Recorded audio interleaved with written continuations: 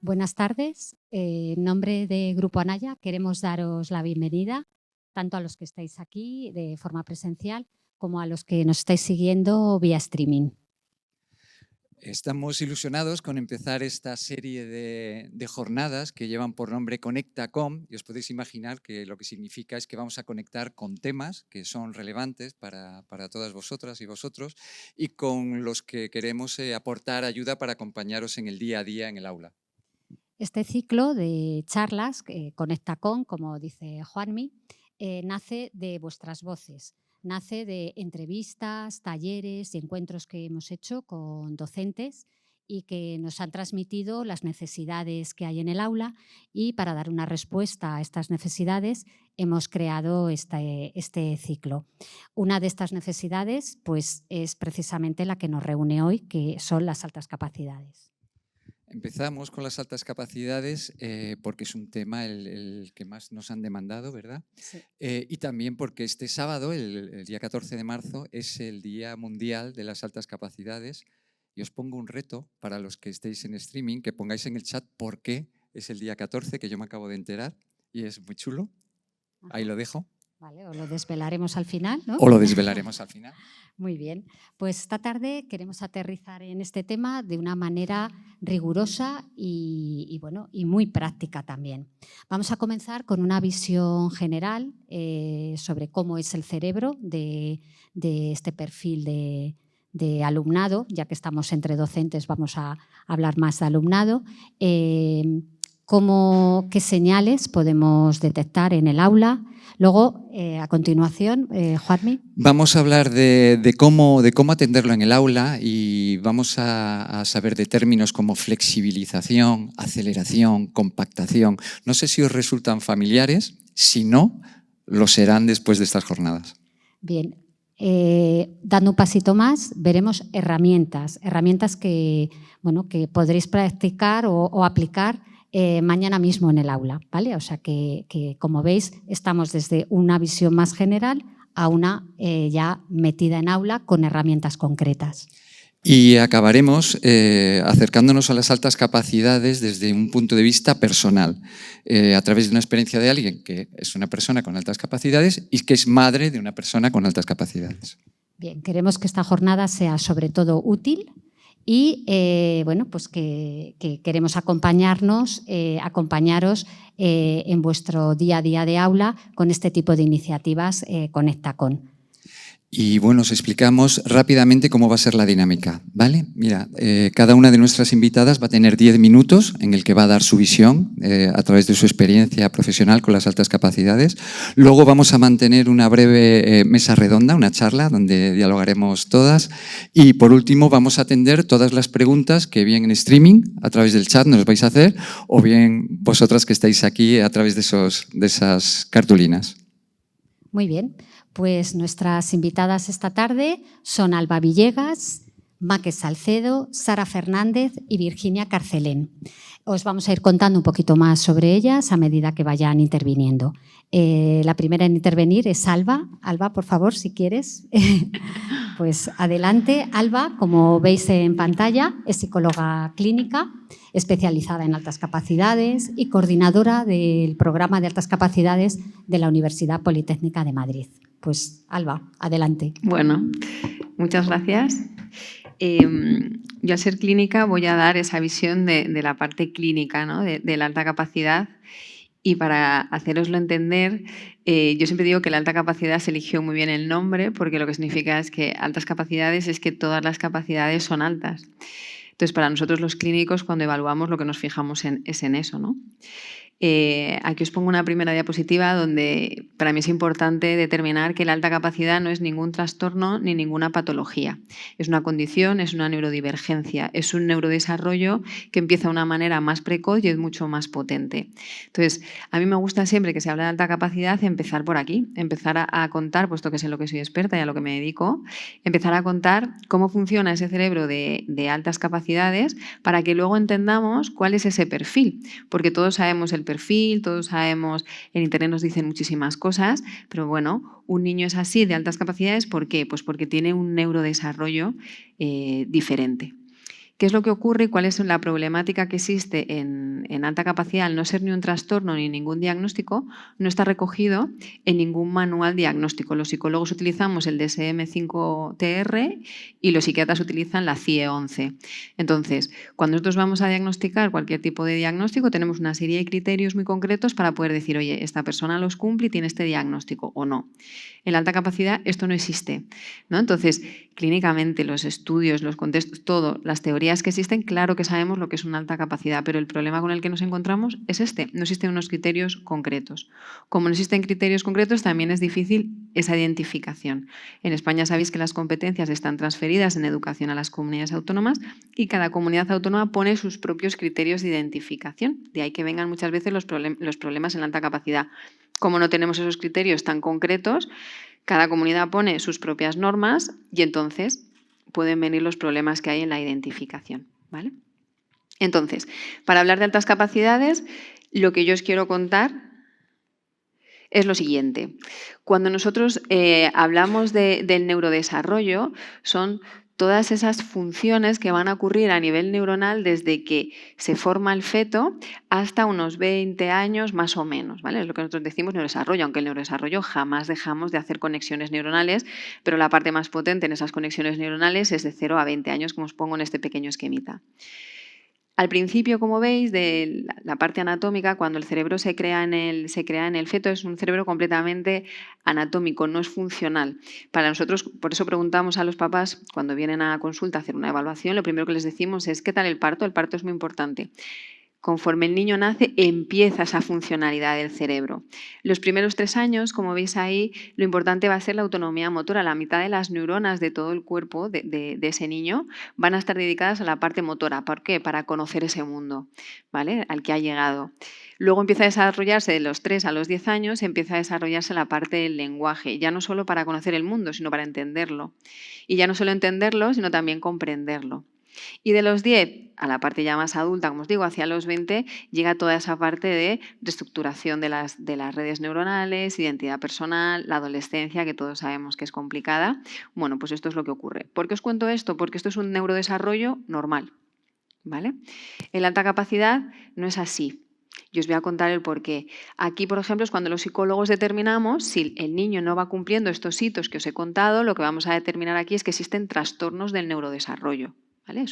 Cuando los niños no van cumpliendo esos hitos, nos dan estas señales. O cuando vosotros los profesores lo veis en el aula, empecéis también a dar esas señales de alerta. Pues este niño tiene 4 o 5 años y no está con un lenguaje adecuado. ¿Vale? Ahí empiezan a darse alerta los trastornos del neurodesarrollo. Esto que os cuento es un neurodesarrollo normotípico. ¿Y qué ocurre en la alta capacidad? Pues mirad. Un cerebro de altas capacidades, a diferencia de un normotípico, que es lo que os acabo de contar, tiene 2 diferencias, unas cuantitativas y otras van a ser cualitativas. Las cuantitativas tienen un número de recursos intelectuales mayor que un cerebro normotípico y las cualitativas, la gestión de los recursos de la información es muchísimo mayor. Hay 3 grandes diferencias en un cerebro de alta capacidad con un cerebro normotípico. La primera, tiene una mayor eficiencia neuronal, que ahora os contaré lo que es cada parte. Segundo, tiene una mayor interconectividad entre los 2 hemisferios. Todos tenemos en el cerebro el hemisferio derecho y el hemisferio izquierdo. Y por último, hay diferencias en la citoarquitectura. Es un cerebro muy diferente que se desarrolla, como os he dicho, el niño nace y de repente empieza la funcionalidad neuronal. Pues esto lo que ocurre es que los niños de alta capacidad nacen, pero el cerebro empieza a tener otro tipo de formas y otro tipo de capacidad neuronal. ¿A qué llamamos mayor eficiencia neuronal? Se activan con mayor frecuencia ondas alfa.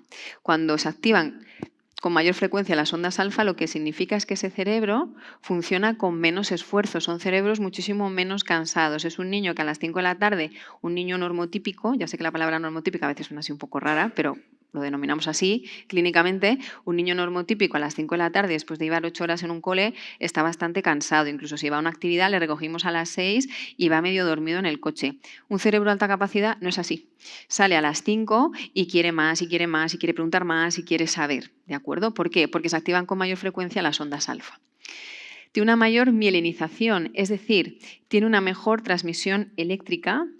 os lo quiero contar con este dibujo. Si os acordáis cuando veíamos las células en la carrera, en las asignaturas de biología, nosotros en la carrera de psicología las estudiábamos mucho, la mielina es la parte que va del núcleo a las dendritas, es el axón. Entonces, el axón está recubierto por esa mielina, una vaina de mielina. Yo siempre cuento que es cuando un cable, ¿no?, va recubierto de un material que le aísla. Pues eso es la mielina. ¿Qué le pasa al cable? Con ese material lo que hace es que la electricidad va muchísimo más rápido. Pues esto es lo que hace la mielina en las neuronas de una alta capacidad. La mielina es mucho mayor. Por tanto, el potencial de acción, que es el pensamiento, es muchísimo más rápido en un cerebro de alta capacidad. ¿Qué quiere decir eso? Tenemos un cerebro que funciona con menos esfuerzo. El potencial de acción es muchísimo más rápido. Y el metabolismo de la glucosa es más bajo. A más glucosa las funciones ejecutivas son más lentas, es decir, y encima es un cerebro que no consume tanta glucosa como el resto de los cerebros normotípicos. Como consecuencia que tenemos de esta primera parte de ese cerebro tan diferente en alta capacidad, con lo que os he contado, esa mayor eficiencia neuronal, lo que me lleva es a que consigue los objetivos con una menor activación cerebral, pero de manera más efectiva. Como os he dicho, van a consumir muchísima menos energía y crean o establecen un mayor número de conexiones neuronales. Si nos vamos a la segunda parte de ese cerebro, que como os he dicho, la primera es la eficiencia neuronal y la segunda es la interconectividad cerebral, mirad, un cerebro tiene dos hemisferios, el lado derecho y el lado izquierdo. Donde se juntan los dos hemisferios en la parte de abajo se llama cuerpo calloso. Os lo explico porque ahora os voy a contar una cosa que ocurre en el cerebro de alta capacidad, en el cuerpo calloso. A mí estas imágenes me encantan. Bueno, ¿qué ocurre con esa interconectividad entre esos dos hemisferios? La mayor interconectividad interhemisférica facilita la eficiencia y la conectividad bilateral entre las distintas áreas del cerebro. Si yo tengo una mayor conexión, las demás partes del cerebro van a funcionar muchísimo mejor. Existe una mayor densidad, como os he dicho, en los tractos de la sustancia blanca. La sustancia blanca está en el cuerpo calloso, por eso os he dicho, ahora os voy a contar una cosa del cuerpo calloso, que es donde se unen los dos hemisferios. Pues la sustancia blanca es muchísimo más densa en un cerebro de alta capacidad. Existe una activación bilateral del lóbulo frontal, que es donde está el razonamiento, y la activación del lóbulo parietal en tareas especiales o matemáticas o visoespaciales. Por eso los niños de alta capacidad, por norma general, que esto es una generalidad, no tiene por qué ser así, les gustan mucho las matemáticas, la parte de la investigación, de la ingeniería. ¿Por qué? Porque tienen esa parte más desarrollada en su cerebro. Cuando ese cerebro nace y empieza a funcionar, mirar de qué manera tan diferente empieza a funcionar ese cerebro y como consecuencia ese niño, ¿vale? ¿Qué ocurre cuando tenemos esa mayor conexión entre los dos hemisferios? Pues vamos a tener una mayor transferencia y procesamiento de la información, por eso aprenden tan rápido y por eso nos aburren tanto en clase. Permite al cerebro mayor capacidad de adaptación para resolver la ambigüedad. A los niños de altas capacidades, igual que al ser humano, la incertidumbre nos pone muy nerviosos, los niños de altas capacidades, su cerebro está desarrollado para que esto no ocurra. Por tanto, funcionan muy bien con la ambigüedad, funcionan muy bien en resolver cosas que no saben, funcionan muy bien con los retos. Su cerebro está preparado para ello. Y tiene una mayor capacidad de recuerdo, tiene una memoria de trabajo muy elevada, que es uno de los elementos que nosotros cuando evaluamos la alta capacidad es lo que vamos a evaluar, esa memoria de trabajo. Tienen tanta capacidad de recuerdo que muchas veces te dicen que se acuerdan de cosas de cuando eran pequeños hasta bebés, ¿no? Que esto sorprende, pero es así. Y por último, existe una diferencia en la citoarquitectura. ¿Qué quiere decir? Que ese cerebro ya no solo con todo lo que os he contado es diferente, sino que ya de manera estructural esa citoarquitectura es diferente. La neuroanatomía tiene muchísimo más, un desarrollo muchísimo más dinámico. Como os digo, hay muchísima más conexión constantemente. Mayor densidad en las sustancias grises y blancas en las áreas frontales. Existe una mayor delgadez en la corteza frontal. La corteza frontal es delgadita, pero luego es mucho más gruesa y, por tanto, más esponjosa. Sin embargo, en un cerebro normotípico es al revés. Es más gordita y va haciéndose mucho más delgadita, o sea, mirar cuántas diferencias existen. Y por último, una maduración y mielización más temprana del lóbulo frontal. ¿Qué me lleva a todo esto? Procesamiento más rápido, mejor memoria de trabajo, alto nivel de pensamiento abstracto, alta creatividad, por eso evaluamos la creatividad en un niño de altas capacidades. Todo lo que os he contado y atención selectiva a los inputs relevantes. Todo lo que os he contado es lo que nosotros vamos a hacer con los test. Vamos a evaluar todas estas cosas, procesamiento, velocidad de procesamiento, memorias de trabajo, comprensión verbal, todo, visoespacial, todo lo que os he contado para determinar si objetivamente con esos test estamos ante un caso de alta capacidad. Esto os lo cuento de manera muy rápida para que lo veáis y ya termino. La parte izquierda que veis en pantalla es un cerebro normal. Parece una neurona muy pobre, pues las neuronas son así. Lo que no es tan normal es el cerebro que tenemos a la derecha, ya son CIs más elevados, pues eso es una neurona de alta capacidad, muy poblada, muchísimas dendritas, entonces va a hacer muchísimas conexiones neuronales. Como consecuencia, lo que os he contado, potenciales de acción muchísimo más rápidos, pensamiento muchísimo más rápido y mayor transferencia de la información. Y así es como funciona la alta capacidad. Todas las capacidades son elevadas y por eso se determina alta capacidad.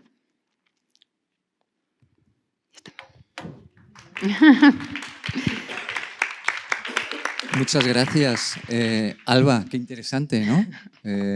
Este punto de vista del funcionamiento del cerebro. Interesantísimo. De hecho, se me ha ocurrido alguna pregunta, pero que te hago luego. Y os animo a vosotras también a pensar en preguntas y a los que estáis en streaming en el chat. Vamos a pasar del funcionamiento del cerebro a ver cómo se atienden las altas capacidades en el aula. Maque. Bueno, en lugar de esto que es larguísimo, casi lo leo aquí mejor. Maque es docente, asesora familiar, experta en alumnado con altas capacidades, doble excepcionalidad y alta sensibilidad. Adelante, Maque. Muchas gracias, Juanmi. Pues bien, ahora ¿qué hacemos con...? Bueno, vamos a quitarla, si nos importa, hasta la ponemos luego, si puede ser... Bueno, pues nada, os olvidáis de la diapositiva, os hablaré de ella después. Tenemos un cerebro tan diferente como nos ha contado Alba y ahora ¿qué hacemos con él en el aula? Porque claro, no se les ve físicamente. Entonces, bueno, os diré todas las cosas que se pueden hacer, pero como me dejan 10 minutitos, primero os voy a decir como profe, que yo he estado 12 años en el aula, ¿qué hacemos con estos peques? Porque es muy habitual decir, bueno, voy a buscar a aquel que saque todo 10, ¿no?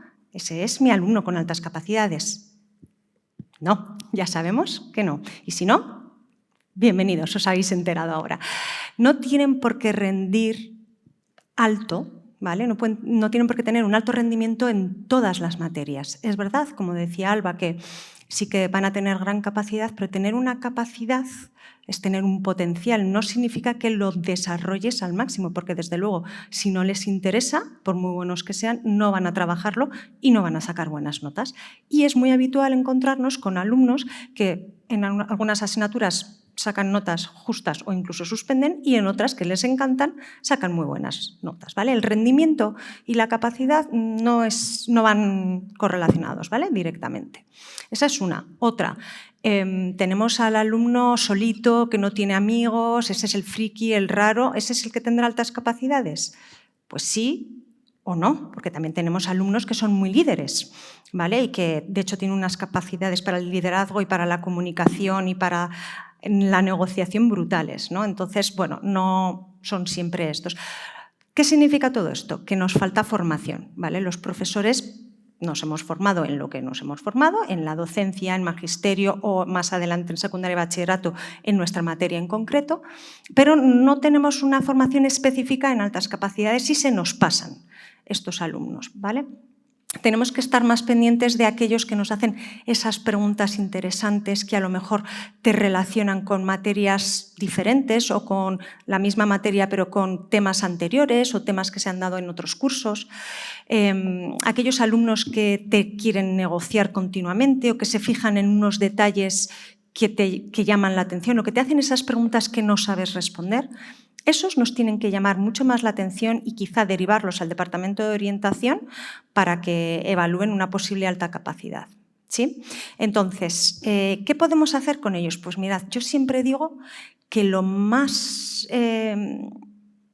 importante o lo primero que podemos hacer es querer verlos, hacer este cambio de mirada, el saber que estos alumnos no tienen que cumplir pues los estereotipos y los mitos que tenemos en la cabeza, ¿no? De ser un mini Mozart o un mini Einstein, pues no, estos niños no los vamos a tener en clase lo más seguro. Sin embargo, por estadística sí que vamos a tener entre 1, 2 o incluso 3 alumnos con altas capacidades por grupo aula. Así que pensad, estos que tenemos ahora delante, estos 25, 30, 33 que he llegado a tener yo, ¿dónde están mis 3? o mis 2, porque los tienes. No los estás viendo, pero los tienes. ¿Vale? Entonces vamos a intentar buscarlos. Vamos a ponernos esas gafas de querer ver diferente.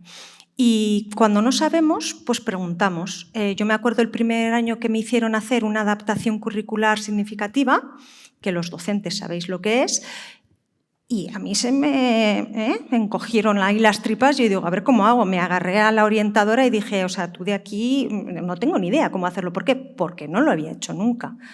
Y me tuve que ir adaptando y tuve que ir aprendiendo y luego vi que, bueno, que tampoco era tan complicado. Vale, pues con las altas capacidades pasa lo mismo. Es todo mucho más fácil de lo que pensamos. ¿Qué pasa? Que tenemos miedo porque lo desconocemos, porque nadie nos lo ha enseñado, ¿vale? Entonces, yo ahí digo también ser pues humildes y flexibles en dejarte aconsejar. Pues si a lo mejor la familia, que normalmente suelen ser los que nos dicen a los docentes, oye, mi hijo, necesito que me lo atiendas, que algo está pasando, que no sabemos qué tal.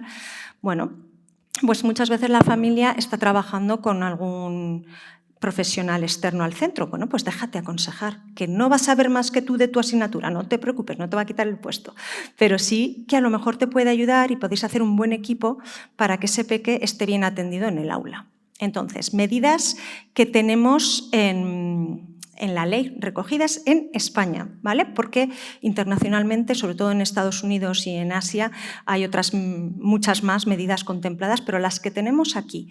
Pues primero, cuando tenemos este alumno detectado, lo tenemos que censar, ¿vale? Y entonces ya le podemos aplicar las medidas.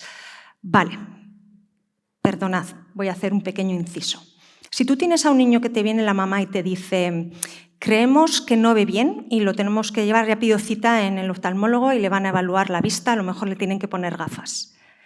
¿Tú qué haces con ese alumno mientras tanto, hasta que le pongan las gafas? Pues te lo traes a primera fila y le preguntas, oye, ¿estás viendo bien? Ahora no estáis viendo bien porque son pequeñitos, no lo estáis viendo, entonces os lo tendría que leer, me tendría que preocupar. Y ya está, te da igual que tenga 2, 3 dioptrías y de astigmatismo, miopía, lo que sea, te da igual, porque hasta que no venga, pues cuando venga ya veremos qué más hacer, pero de primeras yo empiezo a actuar. Bueno, pues con los niños con altas capacidades pasa exactamente lo mismo. A lo mejor todavía no le ha evaluado orientación o un gabinete externo, porque esto lleva mucho tiempo, hay mucha burocracia y los coles están saturadísimos. Pero yo desde ese momento que hay una sospecha ya puedo atenderle en el aula, ¿vale? Esto es lo que quiero que os animéis a preguntar y a pedir asesoramiento porque se pueden hacer muchas cosas y simplemente con que le cojas al peque y le digas vamos a intentar que tú aprendas cada día un montón y que no te aburras nunca más en el aula, ya con eso lo tienes feliz y te va a ayudar un montón. Él a ti en clase y tú le vas a poder ver cuáles son sus necesidades para ir actuando. Vale. Ahora ya tenemos, imaginad, el informe ya está dado de alta, ya es oficialmente un alumno con necesidades que tenemos que atender. Bueno, pues lo primero que te dicen es que enriquezcas, se llama enriquecimiento curricular. Vale. Lo que no es el enriquecimiento, no es coger la ficha de ampliación de la editorial que estás usando, no es eso, no es hemos hecho sumas, pues te doy 15 hojas más de sumas, no es eso. Y no es, como acabas más rápido, te meto más trabajo para que no me estropees el ritmo de clase. Eso tampoco es enriquecimiento, ¿vale? ¿Por qué lo digo? Pues porque habitualmente, como no tenemos formación, es lo que nos sale a hacer. Y tampoco es, por supuesto, vete a ayudar a tus compañeros. Él viene al cole a aprender como todos. Vale, entonces, ¿qué tiene que tener un buen enriquecimiento? Lo primero de todo, que aquí fue muy divertido cuando lo estuvimos comentando, es que tiene que partir de sus intereses. Si yo soy profesora de física y química y decido que tiene que hacer un proyecto de enriquecimiento que a mí me motiva, pero a él no, porque le encanta la geografía y la física y química le da exactamente igual, pues no vamos a hacer ese proyecto de enriquecimiento, por mucho que a ti se te haya metido en la cabeza. Y viceversa. Entonces, tenemos que basarnos en sus intereses, luego tenemos que conocerle. Hay muchos screening, hay muchas pruebas, hay muchos test de ver cuáles son sus intereses y hablar mucho con ellos. Por eso digo que con que nos acerquemos y hagamos mucho pasillo, que se dice, pues ahí ya vais a acercaros mucho a vuestro alumnado y vais a conocer cuáles son sus necesidades. ¿Qué ¿Qué engloba el enriquecimiento? Aparte de estar basado en sus intereses, tiene que permitirle mayor velocidad de aprendizaje y mayor profundidad de aprendizaje, ¿vale? Estar también flexibles y abiertos a salirnos del currículo. Esto les encanta. Todo lo que no tenga que ver con lo curricular les chifla. Vale, cuando ya el enriquecimiento se nos queda corto, pues hay otra medida que se llama flexibilización curricular o aceleración. Es muy divertido porque depende de en qué comunidad autónoma estés, el nombre es uno o es otro, pero es lo mismo, ¿vale? Es el típico salto de curso, pero como tú cojas a un niño de primero y lo sueltes en tercero, te lo cargas, ¿vale? Eso no es, es que por eso yo había oído que no funcionaba la aceleración. Toma, porque es una burrada hacer esto. ¿Qué tiene que llevar una aceleración? Pues tiene que, para que funcione bien, tiene que estar planificada, tiene que estar acompañada y tiene que haber muchísimo feedback. O sea, está viva, no es que yo coja y haga un planning de cómo tiene que ser y tiramillas, ¿no? Tiene que ir a, pues este acompañamiento. Entonces, normalmente un enriquecimiento, todas las medidas de enriquecimiento suelen ser acelerativas. Es decir, yo le voy a enriquecer, pero como tengo que permitir que vaya a su ritmo, que ya nos ha dicho Alba, que es muchísimo más rápido, pues probablemente me vaya consumiendo el contenido que me toca en este curso, con lo cual casi todos los enriquecimientos son medidas un poco acelerativas, ¿no? Que me van ya preparando para quizá pasar al curso siguiente. Normalmente van de la mano, hay veces que no, sobre todo si no salimos del currículo, pues no, pero hay veces que sí. Entonces, previo a la aceleración, lo estoy diciendo muy resumido y muy rápido porque tenemos muy poquito tiempo, pero para que veáis que no es tan complejo. Lo primero que tenemos que hacer es una compactación curricular, que es la foto que os he traído. Y con esto termino. Es un ejemplo para que veáis lo fácil y divertido que es hacer una compactación curricular. ¿Qué significa? Imaginad que nuestro alumno se aburre muchísimo y hemos decidido que va a hacer una flexibilización. Y está en primero. Bueno, pues cogemos las materias de primero, cogemos las materias de segundo y compactamos primero y segundo. Este alumno va a cursar primero de la ESO, en este caso, y al año siguiente cursará tercero de la ESO. Es decir, en su expediente no va a quedar reflejado la existencia de segundo de la ESO porque no la va a cursar nunca. Ahora, si lo sacamos de primero y lo soltamos en tercero sin los contenidos de segundo, pues hombre, estamos lanzándole sin paracaídas. Así que vamos a ayudarle. ¿Cómo? Compactando el curso de primero y segundo. Entonces, yo he cogido aquí el índice del libro de matemáticas, perdonadme que es de otra editorial, pero era del cole en el que yo trabajaba, el índice del libro de matemáticas de todos los cursos de la ESO. Y me he centrado solo en el tema, esto habría que hacerlo tema por tema, ¿no? Entonces, en primero de la ESO, por ejemplo, las potencias. Os leo, potencias y sus propiedades, notación científica, cuadrados perfectos, potencias y raíces. Vale, perfecto. Nos vamos al de segundo. Potencias de exponente entero, ya lo hemos dado. Notación científica, ya lo hemos dado. Raíces de números reales, ya lo hemos dado. Operaciones con radicales, mira, esto es nuevo. Pues compactamos, que se lea ese tema de primero, que se lea ese tema de segundo y a lo mejor con que me haga los ejercicios de segundo, punto pelota. No es más, es diferente, es compactado. Y fijaos, ya para que nos riamos, nos vamos a tercero de la ESO y ya lo meten, claro, como ya han dado mucho a las potencias, pues lo mezclan con los números, ¿no? Los números reales, Pero en ese tema hablan de potencias de exponente entero, que ya las habíamos dado, notación científica, que ya los habíamos dado, radicales, propiedades y operaciones, racionalización. Esto es lo nuevo de tercero. Y la cuarta, que es prestar atención al profesor cuando la pide, que a mí me voló la cabeza cuando la leí, pero os lo traigo la foto, esto es una prueba verídica. Nos vamos a cuarto de la ESO, potencias de base y exponente natural, que lo habíamos dado, raíz cuadrada, ojo, que la habíamos dado y si me apuras, en primaria han empezado ya con la raíz cuadrada. Y prestar atención al profesor cuando la pide.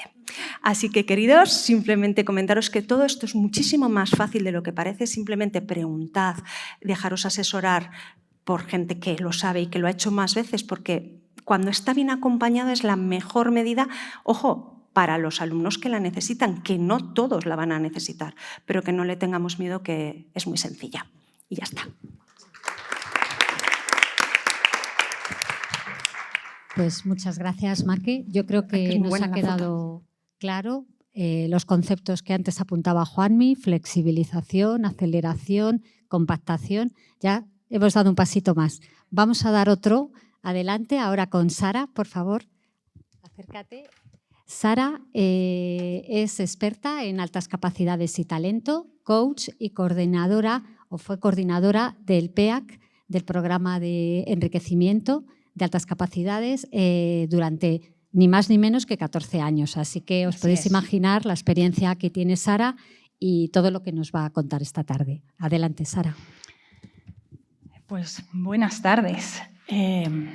Siguiendo un poco el hilo de lo que han comentado mis compañeras, ya hemos visto cómo detectamos, ya hemos visto las medidas extraordinarias de compactación o flexibilización y a veces, muy a menudo, nos encontramos en el aula con una evaluación positiva de alta capacidad y que desde orientación no se ha visto la conveniencia de una medida extraordinaria. El tema es que durante 14 años yo estuve visitando los colegios, todos los colegios públicos, privados y concertados de la Comunidad de Madrid que tenían alumnos en el programa de enriquecimiento de alta capacidad de la Comunidad de Madrid. ¿Esto qué me ha dado? Pues me ha dado un bagaje de qué es lo que los profesores más pedíais. La generalidad me llevaba a que cuando nos reuníamos teníamos esas conversaciones, al principio eran 2 veces en el curso escolar, cuando el programa fue creciendo ya solo se podía hacer una vez durante el curso escolar. El profesor normalmente lo que pedía era ¿qué hago yo con este niño? Yo le tengo en la clase el informe de orientaciones y que ahora yo qué hago con él. Yo os voy a dar, lo primero es los para qué enriquecer. Y os voy a hablar del caso del alumno que todavía no tiene una medida extraordinaria. El alumno que está en el aula tiene su diagnóstico, sí tiene su identificación, pero por ahora yo como profe no puedo hacer nada más con él. No le puedo compactar el currículum, no le puedo acelerar y tengo que hacer algo porque hay una necesidad específica. ¿Para qué tengo que hacer algo? Pues primero, para adecuarnos a esa respuesta específica que pide el alumno o la alumna, pero además por un montón de beneficios que voy a tener en el aula. Voy a potenciar competencias cognitivas y competencias emocionales. No nos olvidemos de las competencias emocionales en la alta capacidad. Voy a elevar el nivel del grupo. También voy a motivarles y voy a hacer que sea un reto. Estos alumnos a los retos funcionan bien, pero es que también tengo en la clase bastantes más alumnos que van a funcionar bien en el reto. Entonces, ¿el reto es solo para el de alta capacidad o para los que se quieran unir? Para los que se quieran unir. Voy a optimizar mi tiempo porque le voy a dedicar un tiempo a este alumno que me va a llevar un proyecto determinado y además se van a unir otros alumnos y ahora os lo voy a contar cómo me va a facilitar, incluso me va a facilitar actividades o preguntas que al resto le pueden interesar. Y por último, con estas actividades y preguntas yo puedo tener un banco de recursos para el curso siguiente o para mis otros cursos si estoy en secundaria y estoy dando una materia en concreto. Entonces, lo que yo os propongo hoy es daros actividades concretas que podéis aplicar al aula mañana. ¿En qué asignaturas? En todas. Fomentando competencias que luego se me van a solapar con competencias del curso siguiente, no. No voy a hacer que se te solapen con la lección siguiente y que tengas un alumno aburrido en clase o una alumna aburrida en clase. Vamos a dar actividades extracurriculares que fomenten competencias y habilidades, pero que no se solapen con el curso siguiente. Hoy, por limitación de tiempo, os voy a hablar de 4 actividades que se aplican a primaria y a secundaria. Al final de la presentación hay un código QR. Si entráis y pincháis, veréis más. He hecho 10, ¿vale? Y un poco más detalladas de lo que yo voy a contar aquí, porque por tiempo es imposible. Pero luego, si alguien quiere preguntar, pues lo vemos. Empiezo. Primera actividad. Pues una actividad que es conocida por bastantes de vosotros, seguro, que se llama el parking lot, el aparcamiento. ¿Qué hace esta actividad? Pues esta actividad es muy válida en primaria porque gestiona los impulsos. Y alguno en vuestras casas seguro que cuando yo diga, ¿os acordáis de este niño que no para de levantar la mano y preguntar, y preguntar, y preguntar, y decir que yo ya me lo sé? ¿Vale? Pues con esta herramienta funciona de lujo. En primaria tendréis que hacerlo físicamente. Un panel, algún sitio donde el alumno pueda ir y colocar su pregunta. En secundaria, yo os animo a que lo hagáis algo online. Pues si trabajáis con Google Classroom o con cualquier LMS, que ahí colguéis. ¿En qué consistiría? En que el alumno, no solo para él, yo lo brindaría para la clase, ¿vale? Aunque yo diga el alumno o la alumna, yo estas actividades las brindaría para quien se quiera unir. Primero, es una forma de no señalar y segundo, es una forma de tirar de todo el grupo. El alumno irá apuntando durante el día sus preguntas, sus cuestiones, y en primaria, al final del día, en secundaria, al final de la semana, se resuelven algunas de ellas. Hay una diferencia entre primaria y secundaria. En primaria yo animo a que sea al final del día porque el niño, para un niño pequeño, una semana es un mundo y se le van a haber olvidado la mitad. En secundaria sí pueden ser a final de la semana, incluso animo a que sean preguntas abiertas. No tengan una respuesta, no sean una respuesta única, sino que inviten a un dilema. Me invento. Estoy en la clase de biología, estoy explicando, me lo estoy inventando, por favor, biólogos, perdonadme. Estoy explicando la circulación sanguínea y el alumno se le ocurre la pregunta de cómo va a impactar la nanotecnología en la detección de enfermedades que afecten a la circulación. Esa podría ser una buena pregunta para poner ahí. Y luego, a partir de ella, le generáis una semana de investigación a él y a los que se quieran unir a ese reto. ¿Más o menos lo vais siguiendo? Bueno, espero que sí. Avanzo. Segunda actividad. Pues esta herramienta se llama como los tomates, Raft. Y la explico con un ejemplo concreto.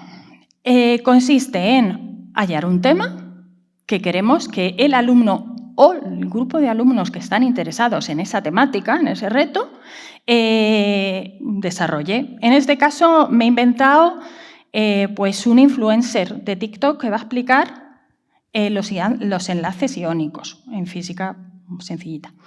El tema sería, tengo que explicar los enlaces iónicos. ¿Para quién? La audiencia. La audiencia la pueden incluso, la puede poner el profe, pero la pueden decidir los alumnos, porque todas estas actividades yo lo que quiero es facilitar para que el alumno tire, que no tenga que estar el profesor muy encima, sino que la audiencia, venga, pues la audiencia va a ser los compañeros de primero de primaria, a ver cómo se lo explicáis, o de segundo. El rol, tienes que ser un electrón, tienes que ser un átomo, tienes que ser un rol que le saque de su sitio de persona humana. Y el formato, te vas a grabar un vídeo de TikTok. A los de a partir de quinto ya les tienes. Te vas a grabar un vídeo de TikTok y además lo vamos a ver en clase. Esto se puede hacer de cualquier asignatura, de cualquier proyecto, de cualquier tipo. Por ejemplo, en personajes históricos pueden dar como consecuencia muchos dilemas éticos y morales. En personajes literarios también. No tiene que ser solo de ciencias. Herramienta 3, que te haga las preguntas de los exámenes. Aquí le pones a hacer preguntas de examen. Ahora, chico, me le voy a poner a hacer esa pregunta de examen. Sí, bueno, tú le dices que tú vas a hacer preguntas de examen. ¿Las vas a poner en el examen? Te va a decir así muy contento. ¿Las vas a poner? Hombre, a lo mejor en esta clase no, a lo mejor en otro. Y lo primero que tiene por delante es un rol de empatía. Tiene que darse cuenta que van a poder contestar sus compañeros. No consiste en hacer la pregunta más difícil, consiste en hacer una pregunta creativa que puedan contestar la mayoría de sus compañeros de una forma más o menos adecuada. Ahí estás gestionando un montón de habilidades y de funciones ejecutivas, que es tanto el análisis, la relación con otras asignaturas, la relación con otros temas, que sea creativo. Esto sería un poquito más para secundaria. Para primaria, en el Google Doc que os he hecho, os pongo qué tipo le tenéis que guiar un poquito más al alumno, ¿vale? Le tendréis que decir, haz un relaciona o haz un se parece a. ¿Esto puede ir para el examen? Sí, pero también al final de la semana podéis ponerlo como actividades de profundización y unos hacen de examinador o de profundizador de otro, hace un poco de mentor. Repito, no siempre el de alta capacidad es el que enseña, o sea, ahí participan todos. La cuarta. Y la cuarta es una técnica de los años 70. Sí, de los años 70. Son las iniciales, sustituir, combinar, tal. Y me diréis, pues, ¿qué técnica más antigua? Ya, pues es la que se usa en todos los pensamientos divergentes de las empresas más modernas. Es esta, precisamente. Si tú le preguntas a alguien de marketing, la mayoría lo que hacen es sustituir un elemento, combinar un elemento, modificar algo, reordenarlo de otra manera. Yo aquí me he inventado la hamburguesa de Anaya. Y entonces, en la hamburguesa de Anaya, aquí, cuando tocamos mucha creatividad, trabajamos mucho bloqueo emocional. Porque si yo os digo cómo podríamos poner en otro uso o cómo podríamos relacionar una hamburguesa y una planta, la mayoría vais a pensar, vaya tontería que se le estaba ocurriendo a esta. Y cuando dejas que el bloqueo emocional de lo que juzgas con tu mente lógica fluya, de repente te das cuenta que pueden tener relación en que empiezan, el pan puede significar el agua, se comienza el proceso de semilla primero regando la semilla y vuelves a regar, o que la hamburguesa es un residuo que puede servir después de muchos años como abono.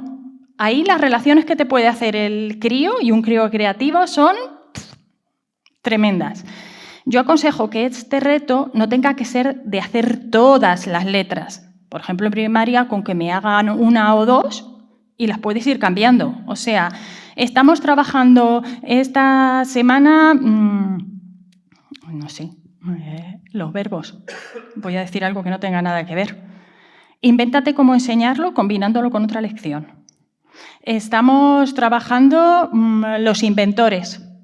¿Cómo crees que se inventó la fregona? Esa es muy curiosa, os animo a que lo busquéis, cómo se inventó la fregona y qué tiene que ver con la Guardia Civil. Sí, súper curiosa esa. Además, de hecho, es que es un ejemplo perfecto de Scamper. Mira, me acabo de venir a la mente. Y finalmente, beneficios. Reduciros las interrupciones en clase. Vais a tener al niño centrado, al chaval enfocado en el tema que a él le apetezca, que quiera, o en el tema que igual hayan acordado entre el grupo clase o el grupo que se va a involucrar en ese proyecto. ¿Para qué? Para que cuando te termine la actividad que estáis haciendo y que vosotros ya os habéis dado cuenta que ya sabe, porque, como decía Maque, no es cuestión de ponerle 25.000 multiplicaciones, cuando ya habéis notado que ya tiene dominada la multiplicación, ponedle alguna actividad que sea diferente, que le pueda suponer un reto. Y vosotros le dejáis trabajando. Al principio le costará un poco más porque no es lo habitual de hacer en la clase con una ficha, pero después se enganchan muy bien. Para el alumno, pues es que entrena un montón de capacidades, desde todas las capacidades, sobre todo enfocados también en que gestionen impulsos, empatía, colaboración, compañeros, y luego pues creatividad, pensamiento más complejo. Para el aula, está tirando del aula. Estás creando un grupo de alumnos motivados que te van a tirar del resto de los compañeros. Con todo esto, sé lo complejo que es trabajar en un aula con 30 alumnos, cada uno con su diversidad. Y también sé lo que es acompañar a alumnos con alta capacidad que empezaron muy pequeños en el programa, que a lo mejor eran niños, que han ido creciendo y han ido pasando por montones de profesores. Y lo que os aseguro que cambia una experiencia educativa es ese profesor que de repente miró a la alumna que pasaba totalmente desapercibida, que no hablaba y que parecía que, como era buena y hacía bien los exámenes, no necesitaba nada más, y de repente la vio. Y la vio de otra manera. Y le ofreció la oportunidad de llegar a un reto, de hacer algo creativo. Y ese profesor es el que, de adulta, esa alumna va a recordar y va a haber impactado en la forma en que ella vivió su alta capacidad. Entonces, primero, alabar vuestro trabajo en las trincheras y segundo, animaos a que cojáis alguna idea de aquí y que os pueda servir en vuestro día a día. Muchas gracias, Sara. Hablabas de enriquecer, qué enriquecedor ha sido tu exposición y qué práctica. Y pensando en los compañeros que están dedicados al programa de desarrollo de talento de Grupo Anaya, hay que hablar con Sara directamente. Bien, vamos a acabar ya estas intervenciones individuales con Virginia Carcelén. Virginia Carcelén, fijaos, tiene una mirada muy interesante la que nos va a aportar. Una mirada científica, física teórica en la ESA, que sabéis es la Agencia Espacial Europea, algo muy apasionante, suena muy bien. Una persona con altas capacidades que vive este perfil en primera persona y también como madre de una niña de altas capacidades. Bueno, vamos a escuchar su mirada de ciencia, de familia y personal. Adelante. Hola, muchas gracias por estar aquí, a vosotros y a los que estáis online. Como ya habéis oído, yo no tengo nada que ver ni con el mundo educativo, ni el docente, ni psicología, ni nada. Entonces, lo que voy a intentar compartir con vosotros es mi experiencia de 3 generaciones, cómo ha ido mi punto de vista de cómo ha evolucionado el concepto de altas capacidades y las necesidades, ¿no?, especiales educativas para este colectivo. Antes de empezar a eso, quiero hacer un break. Os han dicho, ¿no?, el día de altas capacidades, el 14 de marzo, es el día, lo puedo decir, el spoiler, ¿vale? Porque quiero contar aquí, hacer un paréntesis importante para mí.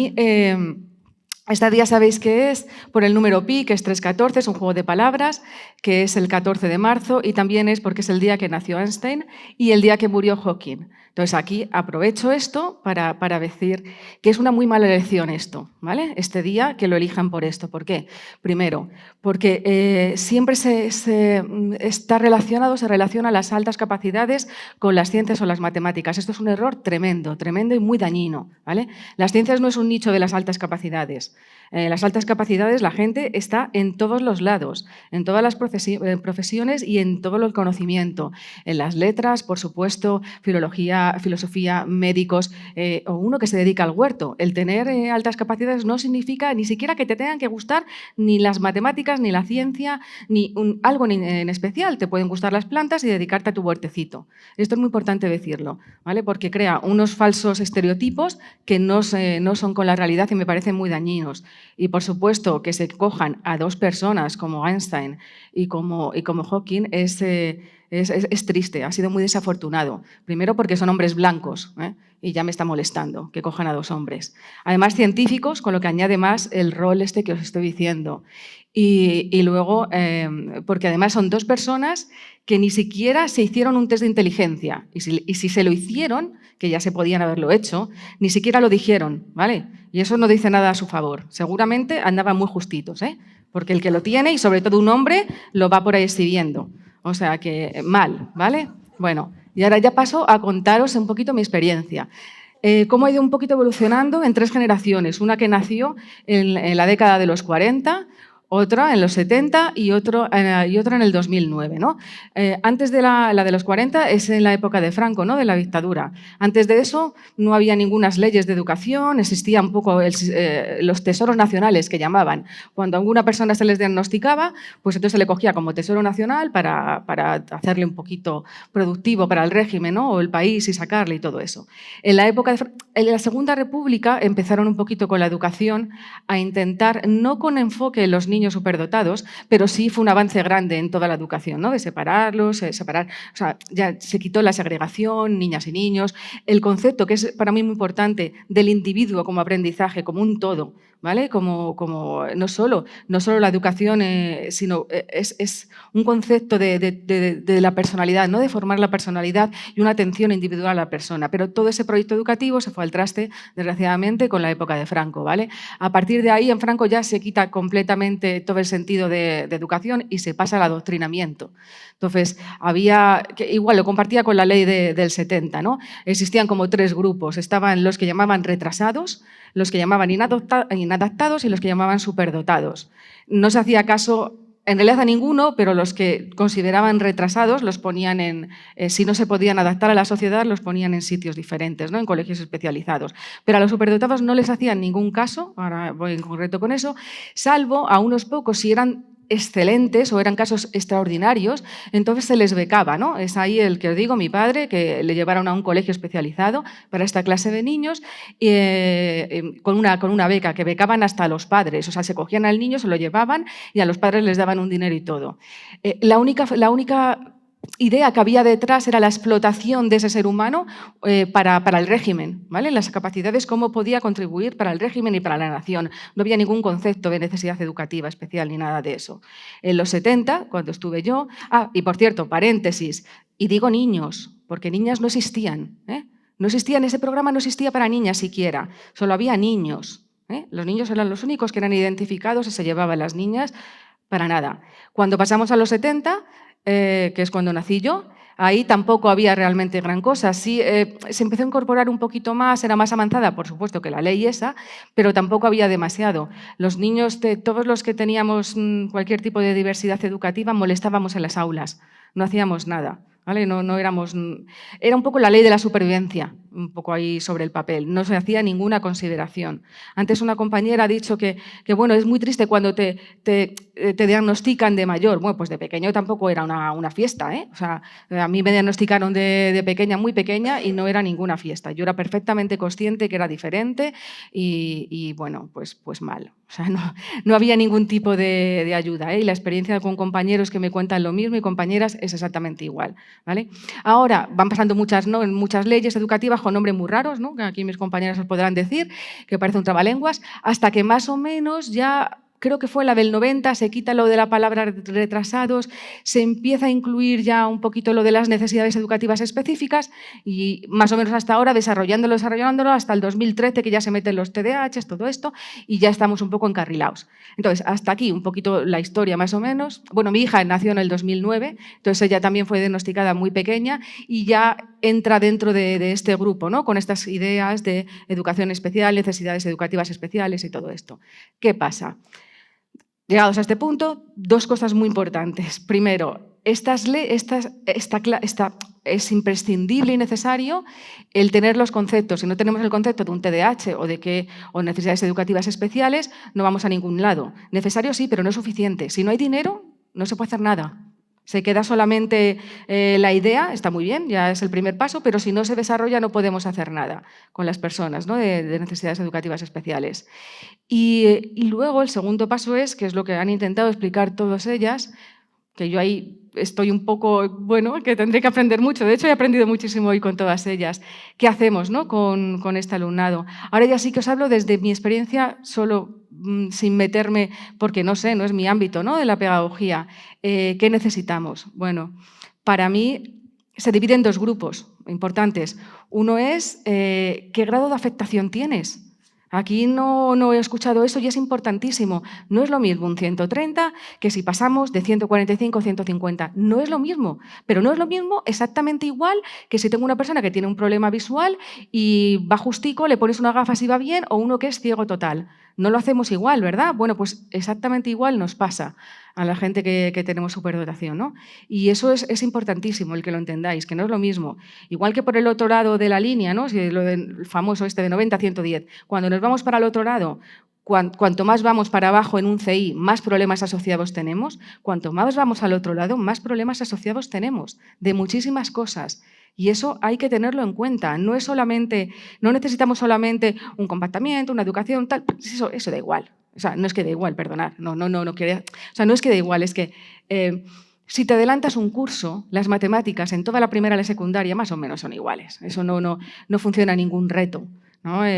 Los saltos, los tal.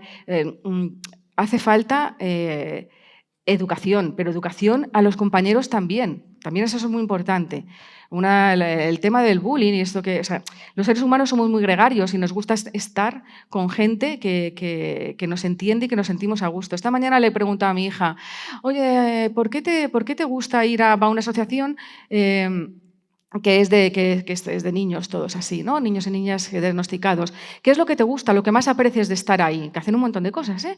Es muy curioso lo que me ha dicho ella, es lo que sentimos todos. Me dice que no tengo que hacer ningún esfuerzo por integrarme.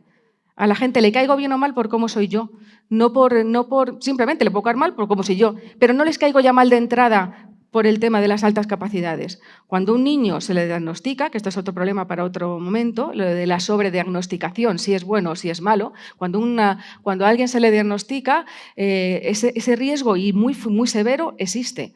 Ya te reconocen, porque te reconocen desde que eres muy pequeño, que eres diferente, y te aíslan, ¿vale? Es muy normal que te aíslan y que tengas más problemas de integración que lo normal. Pues imaginaros cuando ya te ponen la etiquetita. Y no te digo si te saltan de curso, que ya vas con eso, ¿vale? Pues cuando estás con un grupo, pues ya no te sientes caes mal porque eres un petardo y ya está, pero no sientes esa mochila extra de porque tienes esa etiqueta. Eso es muy importante.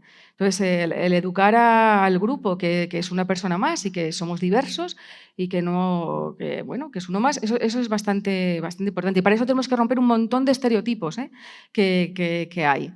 Y luego lo otro no es lo mismo, en mi experiencia también he visto, lo que os he dicho, ¿no? El grado de afectación es muy importante y también yo lo divido como en dos grupos. Unos son los que tienen una doble condición, por ejemplo, no es lo mismo una persona con un CI muy alto, ¿vale?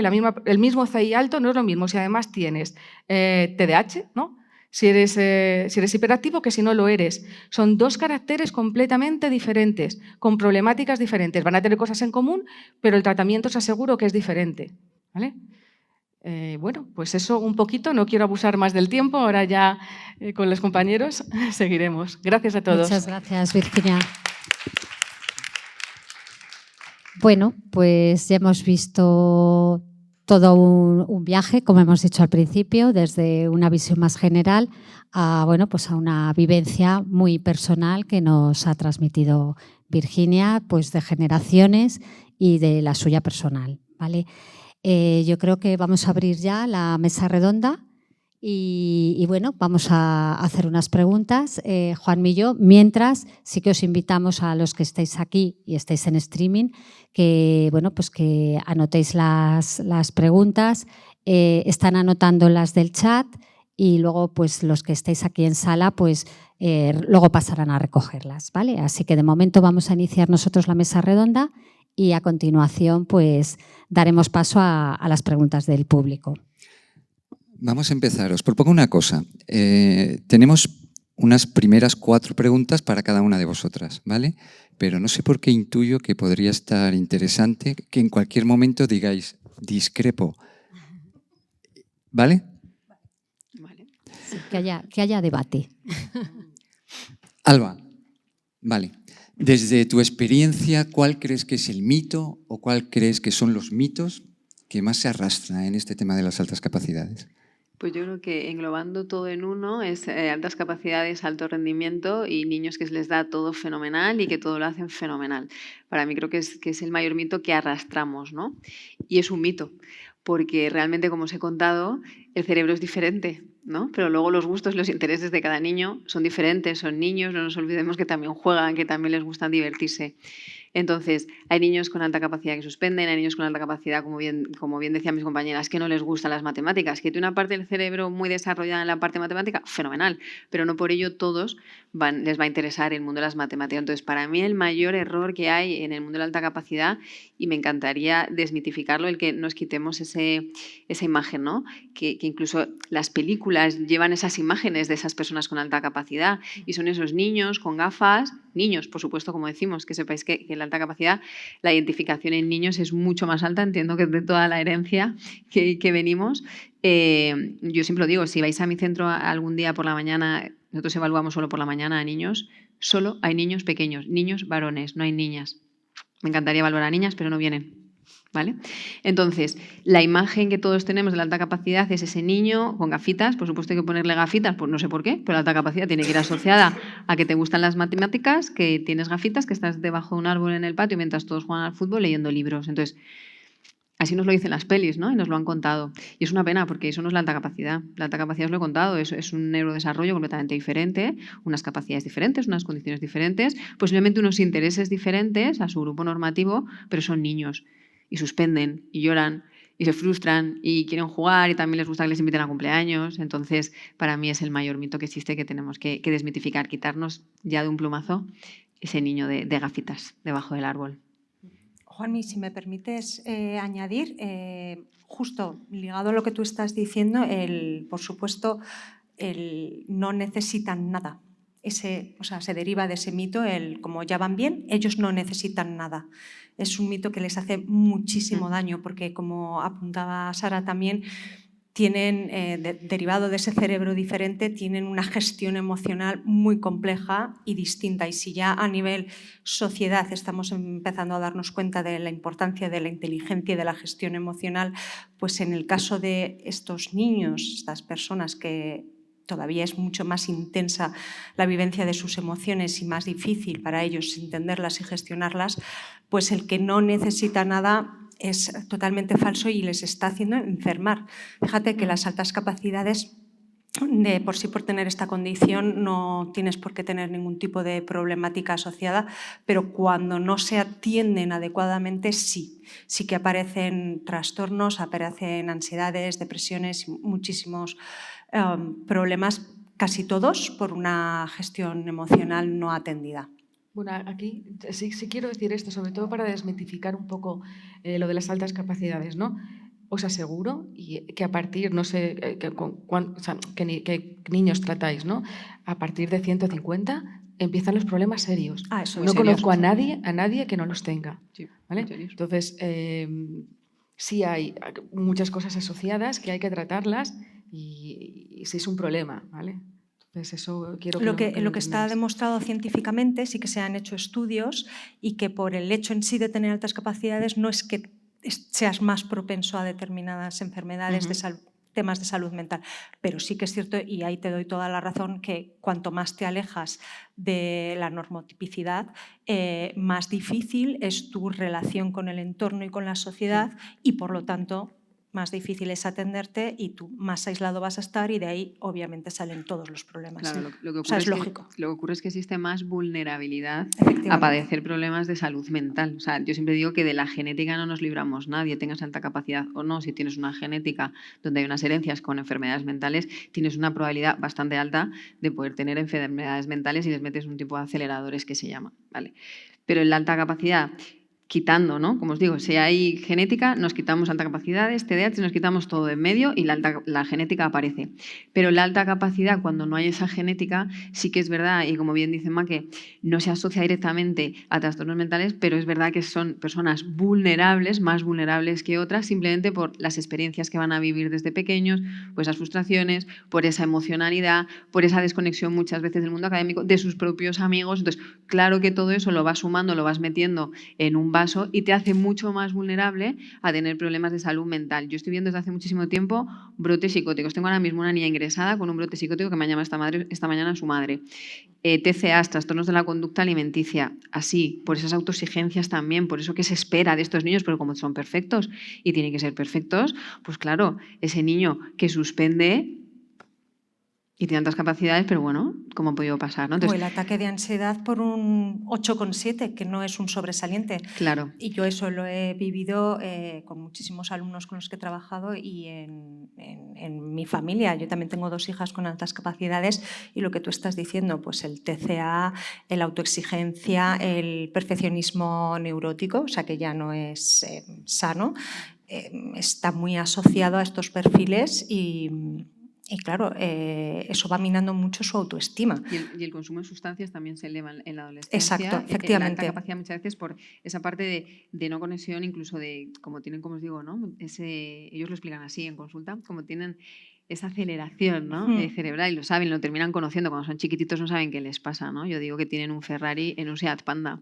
Entonces, eso cuando son chiquititos, pero cuando son ya más mayores, esa comparación, pues bueno, ¿no? Ya la van entendiendo mejor. Un niño pequeñito no lo entiende. Pero ellos van viendo, ¿no?, que hay una activación y a veces la quieren parar. ¿Cómo la paran? Consumiendo.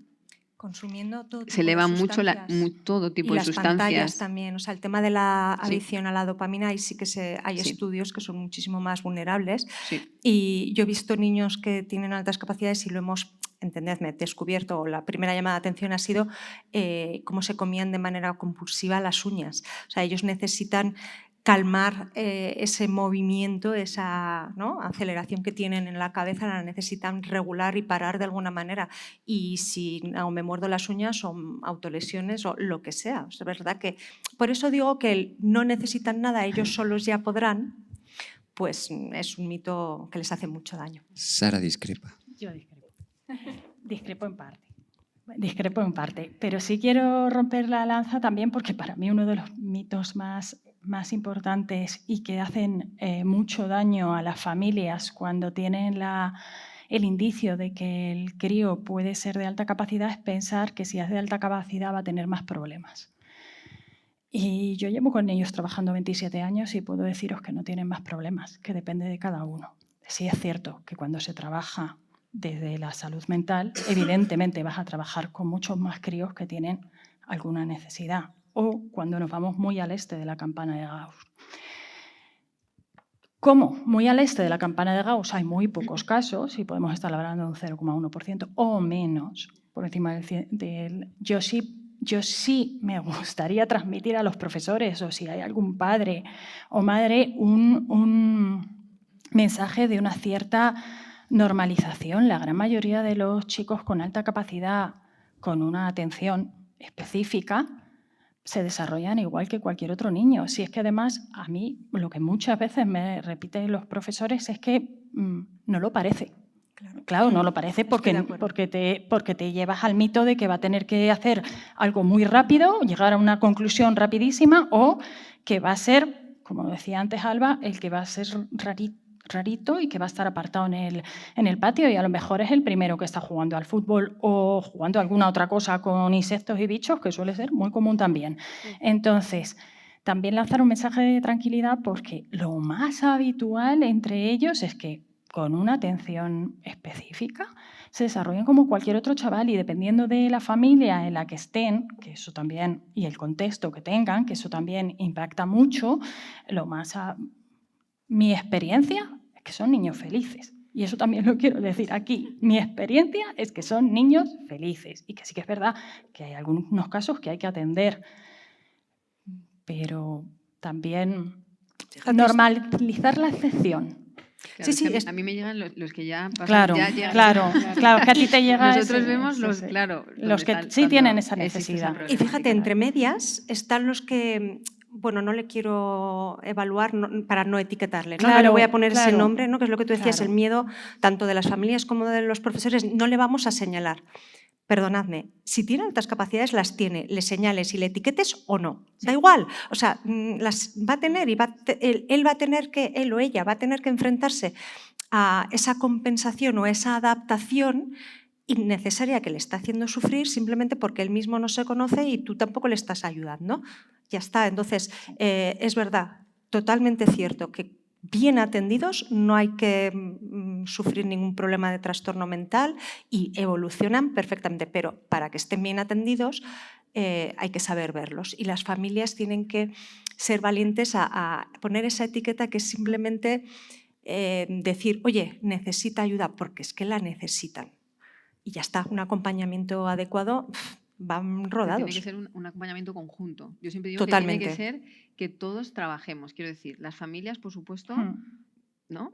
Es al primer grupo que llega ese niño. Los colegios, los compañeros, como bien estaban diciendo mis compañeras, tú coges a un niño de primero, le haces una aceleración y le sueltas en tercero. ¡Hala! Esto no va a funcionar así, ¿no? Si necesitan ir a profesionales.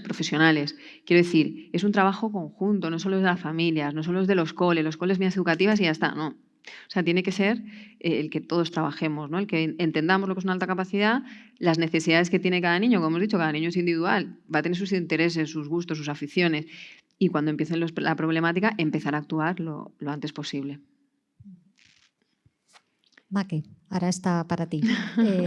Volvemos al aula y dado que el aforo que tenemos sobre todo son docentes, ¿qué prácticas poco útiles evitarías a toda costa en un aula para atender al alumnado con altas capacidades? Pues te agradezco la pregunta porque además los niños se quejan mucho, mucho, mucho. Y las he comentado un poquito antes. La repetición, por favor, es lo peor porque fijaos, estos niños, entre otras cosas, habitualmente suelen tener muy buena memoria. Entonces, si ya lo he dado en primero, ¿por qué me lo vas a repetir en segundo? ¿Por qué me lo vas a repetir en tercero? Y nuestro sistema es muy de aprender por repetición. Los niños con altas capacidades, con 1 o 2 repeticiones, ya han adquirido el concepto, mientras que un cerebro normotípico necesita de 8 a 10. Luego, nuestro sistema está muy basado en la repetición y a ellos les hastía. Entonces, en cuanto estos niños se aburren, decimos, ya se está quejando porque se aburre. A ver, el aburrimiento en estos niños implica mucha más desconexión de su aprendizaje, o sea, no es un aburrimiento al uso, implica mucho más. Entonces, nada de repeticiones. Y el ayudarles a relacionarse con los demás, pues explicándoles pues de manera puntual y dependiendo de cada niño, como decía Alba, pues bien. Pero el profesor Toubrón decía que ellos también pagan la matrícula igual que todos los demás. O sea, ellos van al colegio a aprender y no lo podemos tener de pseudoprofe ahí asociado. Entonces, ni repeticiones ni ayuda a tus compañeros. Eso es lo primero a evitar dentro del aula. Ni mandarles más deberes. Ni mandarles más deberes, perdón. Cierto, se me ha olvidado, lo he dicho antes. Pero claro, ellos lo acaban viendo como un castigo. Entonces, al final, pues como no son tontos, pues dicen, vale, pues no acabo el primero. Y ya está. Claro. Y otra cosa que se me ha olvidado decir antes, dentro de ese cambio de mirada que tenemos que tener los docentes, que seamos conscientes que no es que haga lo de los demás y luego añado. No, es que tiene que hacer algo distinto a lo mejor desde el principio.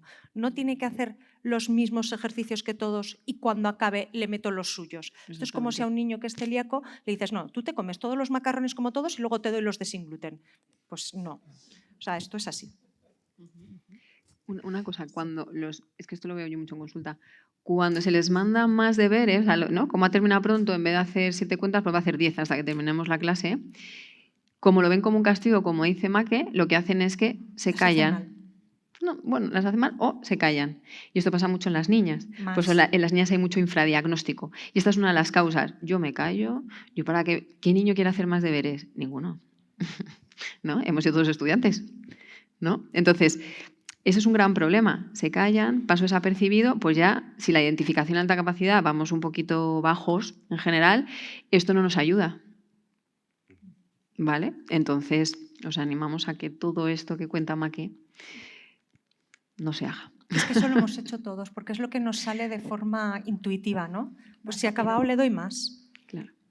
O si me dicen que le tengo que dar otra cosa, pues bueno, pero primero que me haga lo de todos y luego... No, es que ahí estamos fastidiándola de lleno. Ahora que has nombrado lo de las niñas, yo creo que lo he escuchado a alguna de vosotras que se camuflan. Las niñas se camuflan, ¿no? Completamente. Claro, Sí. pero porque la inteligencia es un bien muy preciado, menos en las mujeres, ¿vale? Desde luego. O sea, las chicas en estos temas socialmente no está apreciado. O sea, ya no hemos supuesto avanzado de lo que os decía antes, que solamente estábamos para la sección femenina, ¿no? Pero una mujer inteligente lo tiene complicado la integración social, ¿vale? No estoy hablando ahora del tema académico, hablo de la integración social.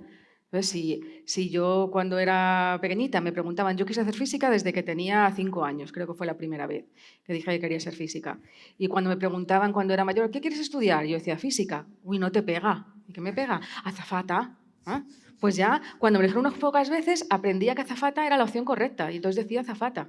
Y ya ni te digo cuando iba a ligar. Claro, azafata. Y ya está. Es así. Entonces va a pasar igual en la clase y es lo que pasa. Un chico listo, si tú tienes un niño superdotado e inteligente, qué bien, qué fantástico, qué maravilloso, qué tal. Qué brillante, niña no es qué así. brillante. Y ella qué trabajadora. Es trabajadora y además si sobresales, pues mal. No aprende rápido, ¿eh? A que eso no está bien. Y luego también hay metaestudios viendo las diferencias en la detección en España es de un 3 a 1. Tela. 3-1. 3 niños, 3 niños frente a una niña. Tela. Pues en mi centro ni se cumple eso, es 3 niños a 0. O sea, 0. Sí. Es así. Y es que también culturalmente, e incluso en algunos test, en pocos, la verdad, me he hecho el estudio, lo comprueba, están validados como rasgos de alta capacidad, rasgos que son asociados al sexo masculino. Sí. Sí. Bueno, y luego ahí está... el cerebro de la niña también tiende a priorizar la aceptación social frente a destacar. Entonces, una niña siempre va a priorizar pertenecer al grupo de... Siempre no. Los siempre y los nunca no existen. Ya, bueno. Habitualmente va a priorizar pertenecer al grupo de amigas a destacar, mientras que a un niño suele ser más independiente del contexto. Por eso, en un grupo clase, se identifica antes a un niño porque se asocia a ese tipo de Pero no es tanto por el cerebro, Sara, es por el rol de género. No es algo biológico que el cerebro del niño y las niñas sean diferentes. A nivel genético, la alta capacidad es un 50%. Quiero decir, existen tanto el mismo número de niños de alta capacidad como de niñas. ¿Por qué las niñas no sobresalen? Por muchos motivos. Yo siempre cuento un ejemplo que oí en un podcast que me chifló. Decía, ve un día, hablando del rol de género para entender la alta capacidad de las niñas, decía, ve un día a la planta de niños del Corte Inglés, ¿no? Entonces tú empiezas a ver ropa y ves la sección de niños, ¿cómo es?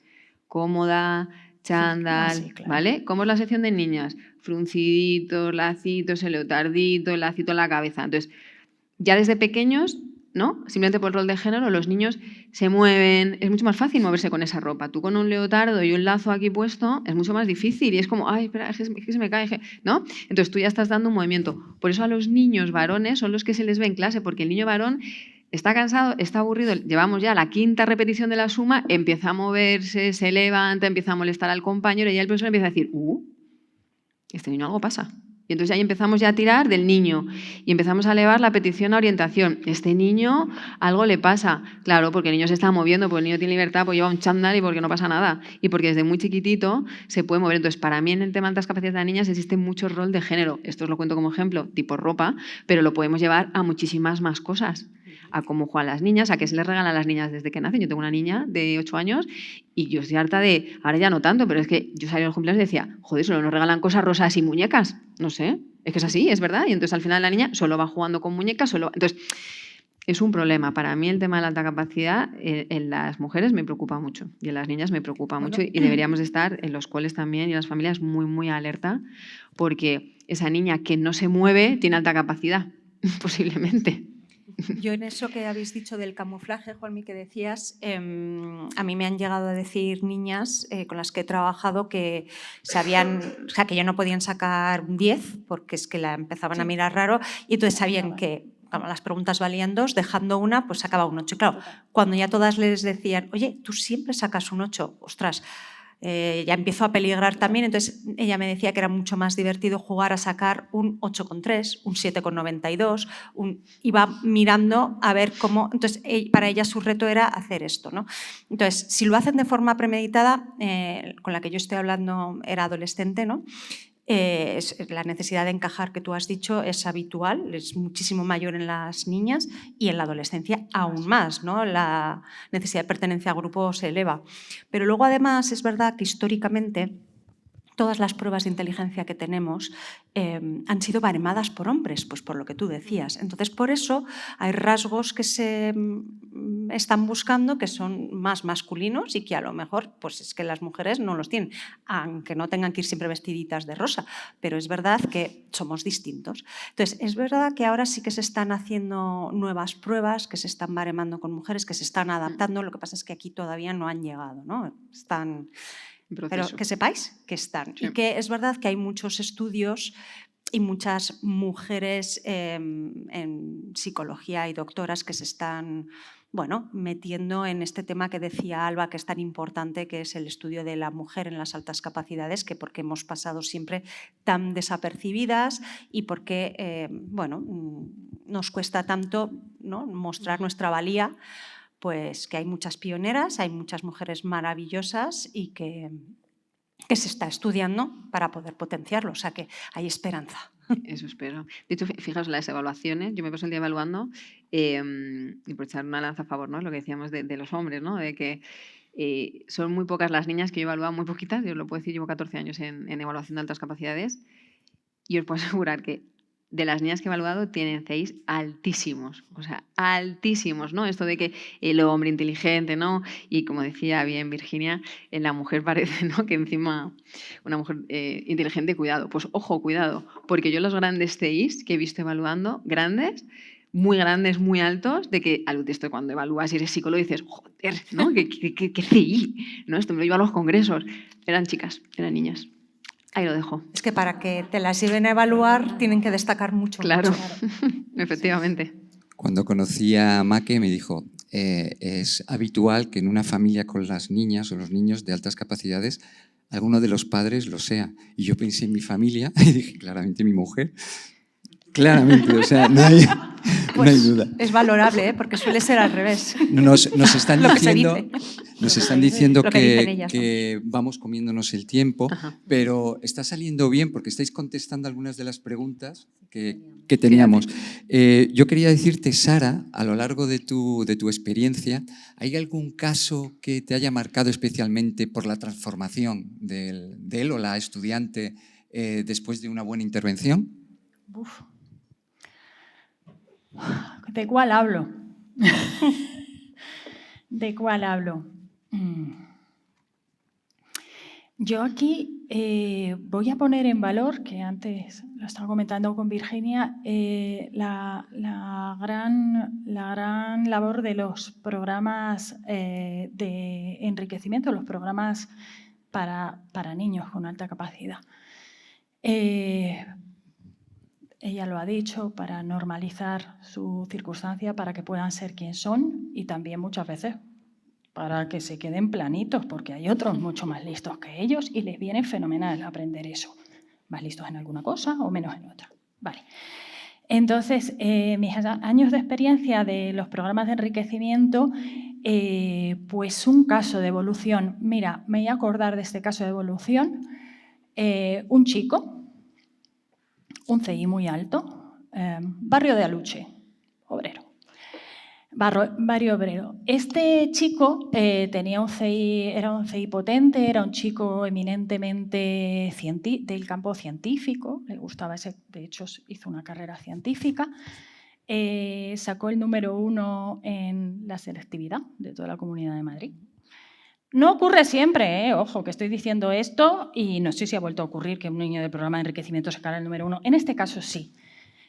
Su talón de Aquiles eran las habilidades sociales, o sea, la capacidad de relacionarse con los demás, porque era bastante diferente, sus intereses eran bastante diferentes. En el programa de la Comunidad de Madrid hay un taller específico de habilidades sociales. No os quiero decir cómo iba ese niño a ese taller. O sea, iba por obligación, pero se ponía así, como diciendo, vaya rollo. Yo le conocí en primaria y luego le volví a tener en secundaria. De verdad, tenía una cara que era un poema. Después de mucho tiempo me le volví a encontrar y me dijo, Sara, lo que más me valió fueron los talleres de habilidades sociales. Para mí fue un exitazo, porque el otro ya lo llevaba de serie, ya le aprendía, ya iba motivado, ya cualquier actividad del pensamiento científico le gustaba, ya tal. Pero verle como profe y tenerle que dar un taller de gestión emocional y verle la cara que ponía, yo decía, este chaval es que no voy a lograr que algo de esto le cale. Pues sí, tardó algún año más en reconocer la valía de lo que le había servido trabajar esa otra parte. Y bueno, ahora está en Sudamérica, está haciendo un proyecto en Sudamérica, bien chulo. Así que te puedo contar ese caso. De una buena intervención, una intervención adecuada, un acompañamiento adecuado y como con el paso del tiempo valoró lo que iba totalmente forzado y me lo decía, a mí es que esto me aburre. Bueno, pues caló. Muy bien, gracias. Pues voy a hacer una pregunta a Virginia. Hemos ido lanzando, aunque todo ha suscitado debate, pero esta se la hago a Virginia. Has contado un poco ese recorrido histórico, has contado un poquito también de tu parte de cuando ibas al cole.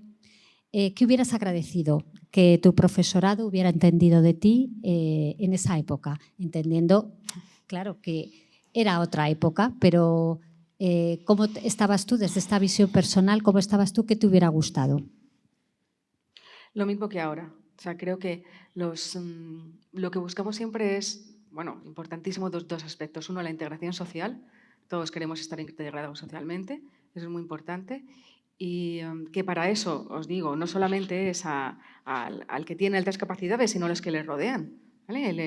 El tratarlos como uno más, la integración social es muy importante, tanto en el momento como en el futuro. O sea, porque vamos a trabajar, o sea, eso que decís, por ejemplo, de la repetición, de tal, ahí podríamos discutir un poquito, porque el mundo no se para con nosotros. Tú sigues y luego trabajas con un montón de compañeros, todo, trabajamos todos juntos y todos juntos con diversidades. Entonces, tienes que acostumbrarte a estar todos integrados. Entonces, eso que os decía, vaya, están poniendo las luces, de las repeticiones, es muy importante. Es muy importante para mí, es un training, es un entrenamiento para el futuro de que no todo es a gusto como tú quieres. Como cuando dices, ¿te aburres? Sí, nos aburrimos todos, tú, yo y el de al lado, todos nos aburrimos. Lo que es importante es que a la vez, que ahí lo hilo con lo segundo, es el entrenamiento mental. O sea, te tienes que aburrir como se va a aburrir todo el mundo, tienes que repetir como te vamos a repetir todo el mundo y la vida después va a ser así. En tu trabajo te vas a aburrir, vas a repetir y vas a estar todo el mundo. ¿Vale? Y es la manera de que aprendas a integrarte, pero a la vez sin dejar el training mental. O sea, si tú no... Una cosa que me comenta todo el mundo, bueno, muchos compañeros y compañeras, es que como todo lo aprendes muy rápido, no ejercitas.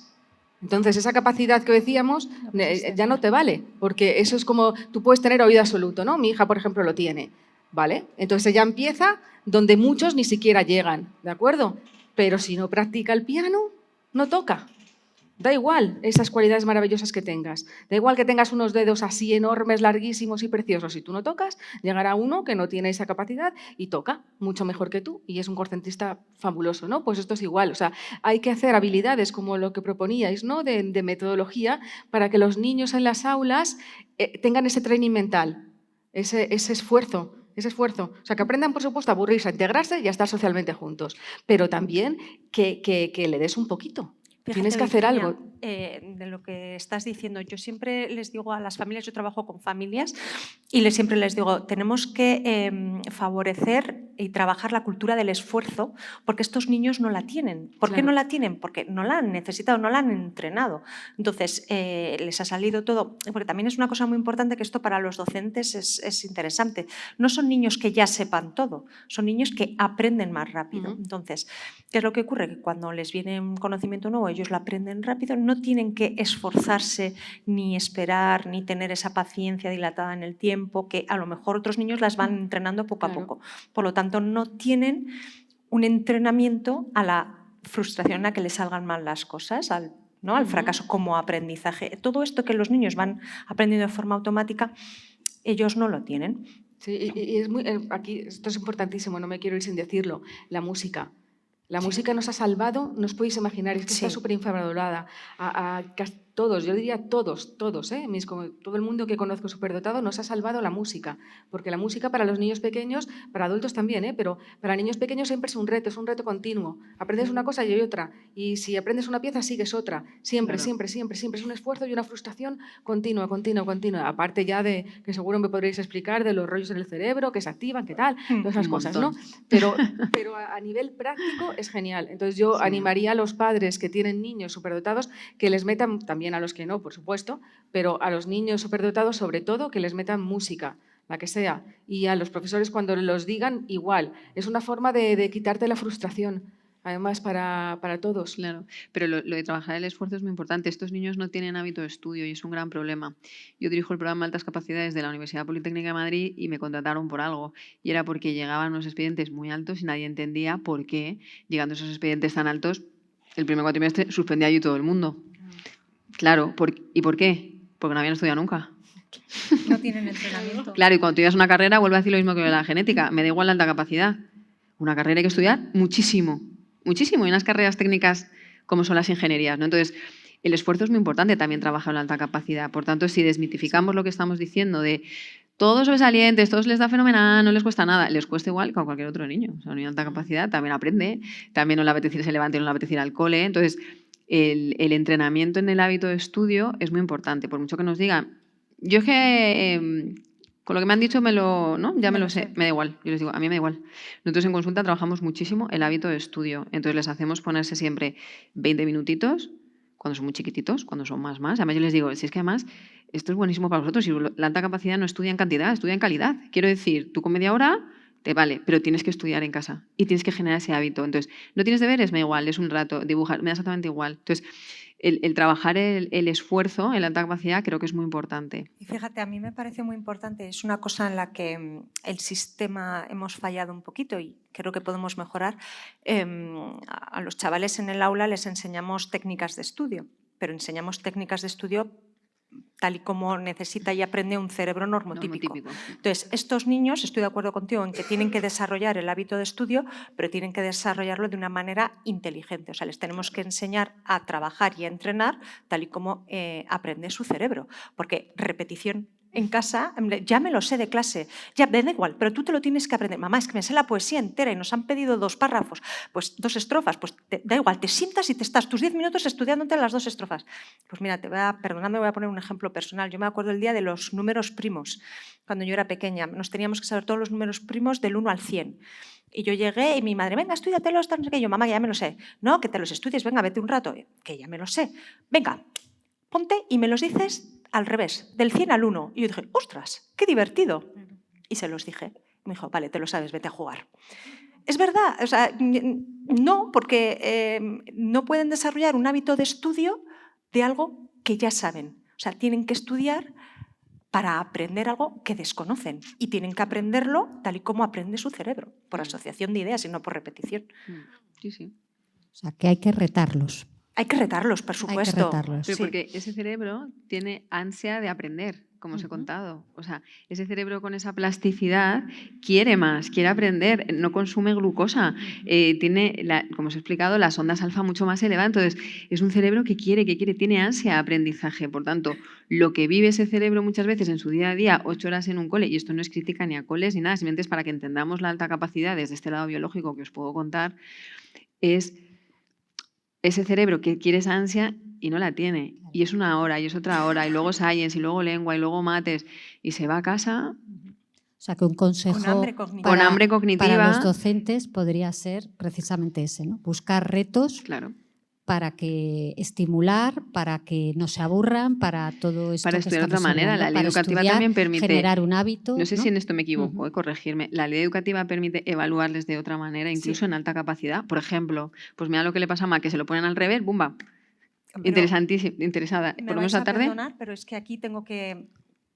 Me acabas de abrir una ventana muy importante. La ley educativa permite, pero es suficientemente amplia y ambigua para los docentes, atenderán a los niños según sus necesidades y los centros educativos se asegurarán de que tal, no sé qué, pero ahí lo deja. Entonces, si la ciencia y las personas que han estudiado el tema de las altas capacidades dicen necesita a lo mejor más tiempo para un examen, pues porque tiene muchos más ítems a procesar, ¿no? Su velocidad de procesamiento en este caso va a ser más lenta porque tiene que dedicarle más tiempo, pues se lo damos. No, como la ley no pone específicamente más tiempo, pues ahí yo es que me he tenido que pelear mucho y es difícil que te atiendan y que las medidas educativas que la ley sí que es verdad que contempla, pero las contempla así, grosso modo, y es difícil que las lleven al aula. Por ejemplo, yo sí que he tenido niños con problemas a lo mejor visuales y les hemos evaluado de forma oral, pero luego normalmente los profes les cuesta mucho una evaluación oral. Entonces yo muchas veces digo, a ver, este niño que a lo mejor no es capaz de explicar absolutamente todo en un examen escrito, te entrega el examen escrito, pero tú sabes que él sabe más, pues te lo coges aparte y te lo completa. Eso podría ser, pero como no está específicamente recogido, nadie me obliga, pues muchas veces no nos abrimos a esas posibilidades. Pues en la universidad sí que se hace.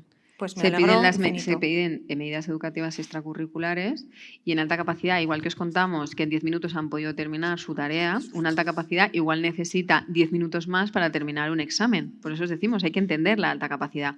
Y en la universidad es verdad que sí que se permite, tenemos que hacer informes muy elaborados para atención a la diversidad, porque ya los departamentos de orientación en las universidades no existen, pero debido a los informes y a los programas que ya empieza a haber, en nuestro fue de los primeros que hubo una universidad pública, ahora ya hay muchas más universidades, gracias a esos informes les ponen a los alumnos de alta capacidad medidas educativas extracurriculares. ¿Cuáles son? Mucho más tiempo en los exámenes, que claro, es que nadie entiende esto, pero es que esto es así. Exámenes orales en vez de tipo test, bueno, lo que cada alumno necesite, entonces en la universidad se hace. Por ejemplo, un problema con el que yo me he encontrado muchísimo en los exámenes es, a pesar de lo inteligentes que son, fijaos, es en entender los enunciados. ¿Por qué?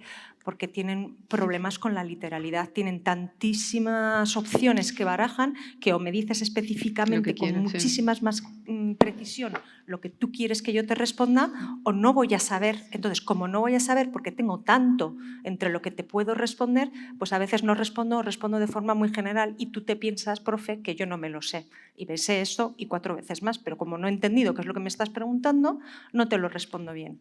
Por eso la lectura del enunciado explicado debería de ser obligatoria y debería de estar recogida en la ley.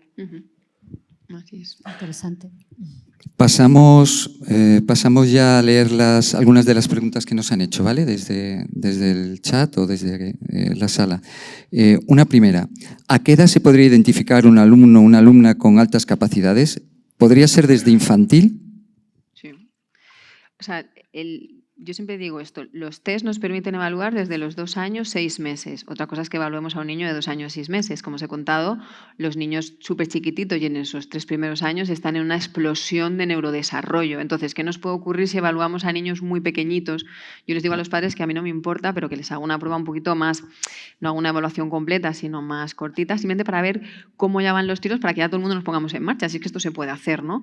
Pero ¿qué ocurre? Que nos van a salir perfiles, suelen ser, nosotros decimos como de sierra, ¿no? Porque, claro, hay un neurodesarrollo, ese cerebro se está moviendo y está haciendo millones de conexiones neuronales. Entonces, ¿en infantil se puede evaluar? Por supuesto, la ley dice que hay que evaluar, que hay que identificar de manera temprana, la ley de educación, eso es lo que dicen, ¿vale? Entonces, ojalá, yo estoy empezando a ver casos, vengo de dar una formación en Andalucía estos días, que en Andalucía, bueno, identifican, hacen mucho cribado desde muchos años, y en Andalucía estoy empezando a ver casos que les están haciendo las aceleraciones, les evalúan con 4 años y hacen la aceleración, se saltan quinto y empiezan primaria. A mí eso me parece maravilloso. Si el niño lo necesita, que la aceleración tampoco es pan para todos, como digo yo, en la alta capacidad. Entonces, ¿a partir de qué edad concreta? Los test permiten evaluar desde los 2 años, 6 meses. A partir de esa edad tampoco hay test de todo, ¿eh? La creatividad, por ejemplo, sería difícil. Para mí la edad que me gusta mucho es ese paso, o sea, si puede ser un poquito antes mejor, pero cuando pasan, a mí el verano que hacen de infantil a primaria, el neurodesarrollo está muy estable y nosotros ya con esas edades sí que cerramos diagnósticos, pero eso no quita que podamos empezar a evaluar y empezar a pasar pruebas muchísimo antes para ver qué ocurre y ponernos todos en marcha. Medidas ordinarias se pueden hacer sin ningún problema ya con este tipo de evaluaciones. Y como respuesta a esa pregunta, yo añadiría que a partir de los 2 años, 6 meses, como dice Alba, en el momento en el que el niño lo necesite. O sea, porque yo tengo familias que han venido que el niño con 3 años en primero de infantil ya está diciendo, llorando como loco, no quiero, bueno, esta mañana hablaba con una mamá que no quiero ir al cole porque mis compañeros son bebés, cariño, tú tienes 3 añitos, pues si ese niño ya está somatizando, ya empieza a estar mal, pues es que hay que empezar, hay que ponerse en marcha ya. Hay veces que no, que están más adaptados y que están tranquilos y entonces pues nos podemos esperar a esos 5 o 6 añitos que... Sí, lo importante es cuando empiecen las sospechas, ya sea en casa, ya sea en el cole, ahí es donde nos tenemos que poner todos en marcha, ¿no? Y no esperar 2 años. O sea, si ya empiezan las sospechas, vamos a ponernos en marcha. Tampoco pasa nada, ¿no? Se puede ir pasando un screening, se va viendo, se pasa otra prueba complementaria. Ante las primeras sospechas o los primeros síntomas hay que ponerse a trabajar. Hay una pregunta al hilo de esto también, dice, ¿cómo atender las altas capacidades en infantil? Pues escuchando al bebé, o sea, al niño, perdón, al bebé, escuchándole, viendo qué es lo que necesita. Mira, no poniéndoles el freno, dejándoles avanzar. O sea, un niño no quería leer, me acuerdo, que hablaba con sus padres, no quería leer, bueno, era ya a finales de tercero de infantil, que ya están con las vocales, tal, mi mamá, mi no sé qué, y no quería leer. Y me decía la madre, pero si es que lee perfectamente. ¿Qué es lo que pasa? Que los cuentos que había en el aula Le eran de gustaban. mi mamá me mima, la ardilla no sé qué, el papá, el pepí, y este niño pues ya se había leído El Señor de los Anillos, pues porque es lo que le motivaba. Entonces, no ponerles el freno, adaptarnos a lo que ellos van pidiendo. Una niña, me acuerdo, otra mamá en segundo de infantil, que lloraba porque se aburría muchísimo en el aula. Entonces estaban repasando la M, ¿sabéis? Como con puntitos sí que la repasaban, y la profe se dio cuenta y entonces le dijo, mira, ¿te quieres venir a la pizarra digital y dibujas una M gigante para tus compis? Bueno, la niña salió dando saltos, estaba feliz. Entonces, como atenderles, pues esa niña tenía una necesidad más creativa, más de dibujar, más tecnológica, la pizarra digital, pues ya está. Sí, además lo que decíamos, como no les gusta la repetición, por esa parte os hemos contado a nivel biológico, cuando son muy chiquititos en infantil tienen un poco bastantes repeticiones, ya no solo en materia, sino es la asamblea. Yo tenía, esto me recuerda mucho Rituales, ¿no? una profesora que me llamó de un niño que teníamos, me dice, es que se levanta en la asamblea. Y yo le decía, ¿y? ¿Y? ¿Qué pasa?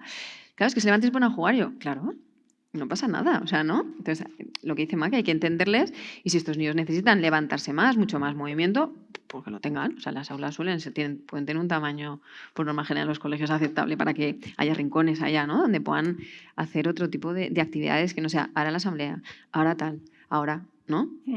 La repetición infantil también existe, aunque no lo creamos. Al cerebro normotípico le va a funcionar fenomenal, estupendo, al 80% de ese aula, fenomenal, pero al ser de alta capacidad posiblemente no. Muy bien. Los docentes necesitamos más formación. ¿Dónde acudir a formarse? A varios sitios. Ahora, yo me acuerdo que cuando yo me formé fui de la primera promoción tanto del experto como del máster universitario, pero ahora, gracias a Dios, ya hay muchas universidades que han sacado másteres de formación específica en altas capacidades y desarrollo del talento, ¿no? ¿Y qué es lo que ocurre, Juanmi? Ahí no es solo donde acudimos a formarnos, que enhorabuena por ese profe que te ha puesto esa pregunta tan maravillosa, por su intención. No solo eso, es que un profe formado, fantástico, pero si el departamento de orientación del cole o dirección no está por la labor, no hay mucho que puedas hacer. O sea, ahí también tenemos problemas, pero aparte de que en las universidades tal, pues también hay, yo por ejemplo llevaba un curso con una compañera que estaba, ¿cómo se dice?, subvencionado por la Fundae, por la tripartita, y ahí los centros pueden también, ¿no?, buscar, pedir la los propios formación. centros pueden pedir esa Exacto. formación. Ahí ahora hay muchos sitios, o sea, Sí. que nos escriban y les derivamos. Sí.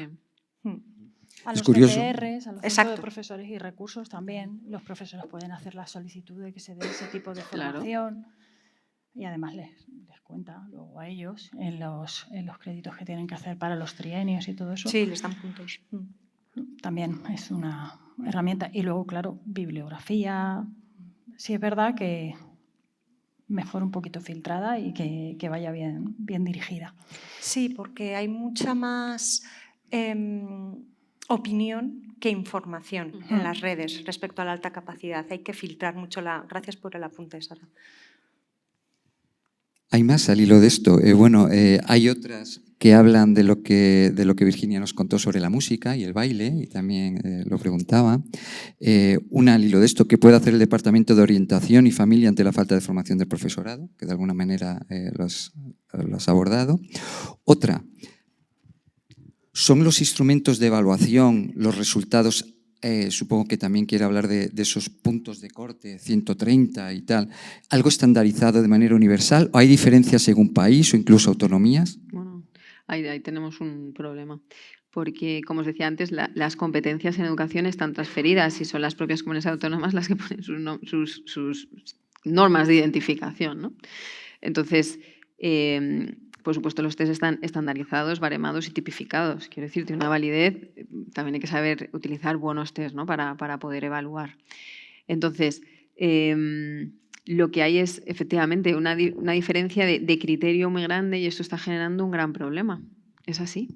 Porque, por ejemplo, el 130 es algo que ocurrió en Madrid, ¿no? Que tú lo puedes contar muy bien para poder entrar, Sara, al PEAC como una nota de corte, no porque se estableciera en Madrid que la alta capacidad era igual a 130 y de ahí está habiendo un problema. Me viene claro, como no tiene 130, digo, espera. ¿De qué estamos hablando? O sea, alta capacidad no son un 130, se puso como nota de corte para poder entrar a un programa específico en una comunidad autónoma que era Madrid y a partir de ahí se derivó toda esta problemática del 130. Entonces, hay que unificar, o sea, hay que trabajar para unificar criterios de identificación, porque esto está generando un gran problema. Entonces, los test están tipificados y todos los pasamos igual. El problema es luego las normas de identificación que se ponen en cada comunidad para poder identificar. Y luego, muy importante, que el CI solo es uno de los rasgos. Por supuesto.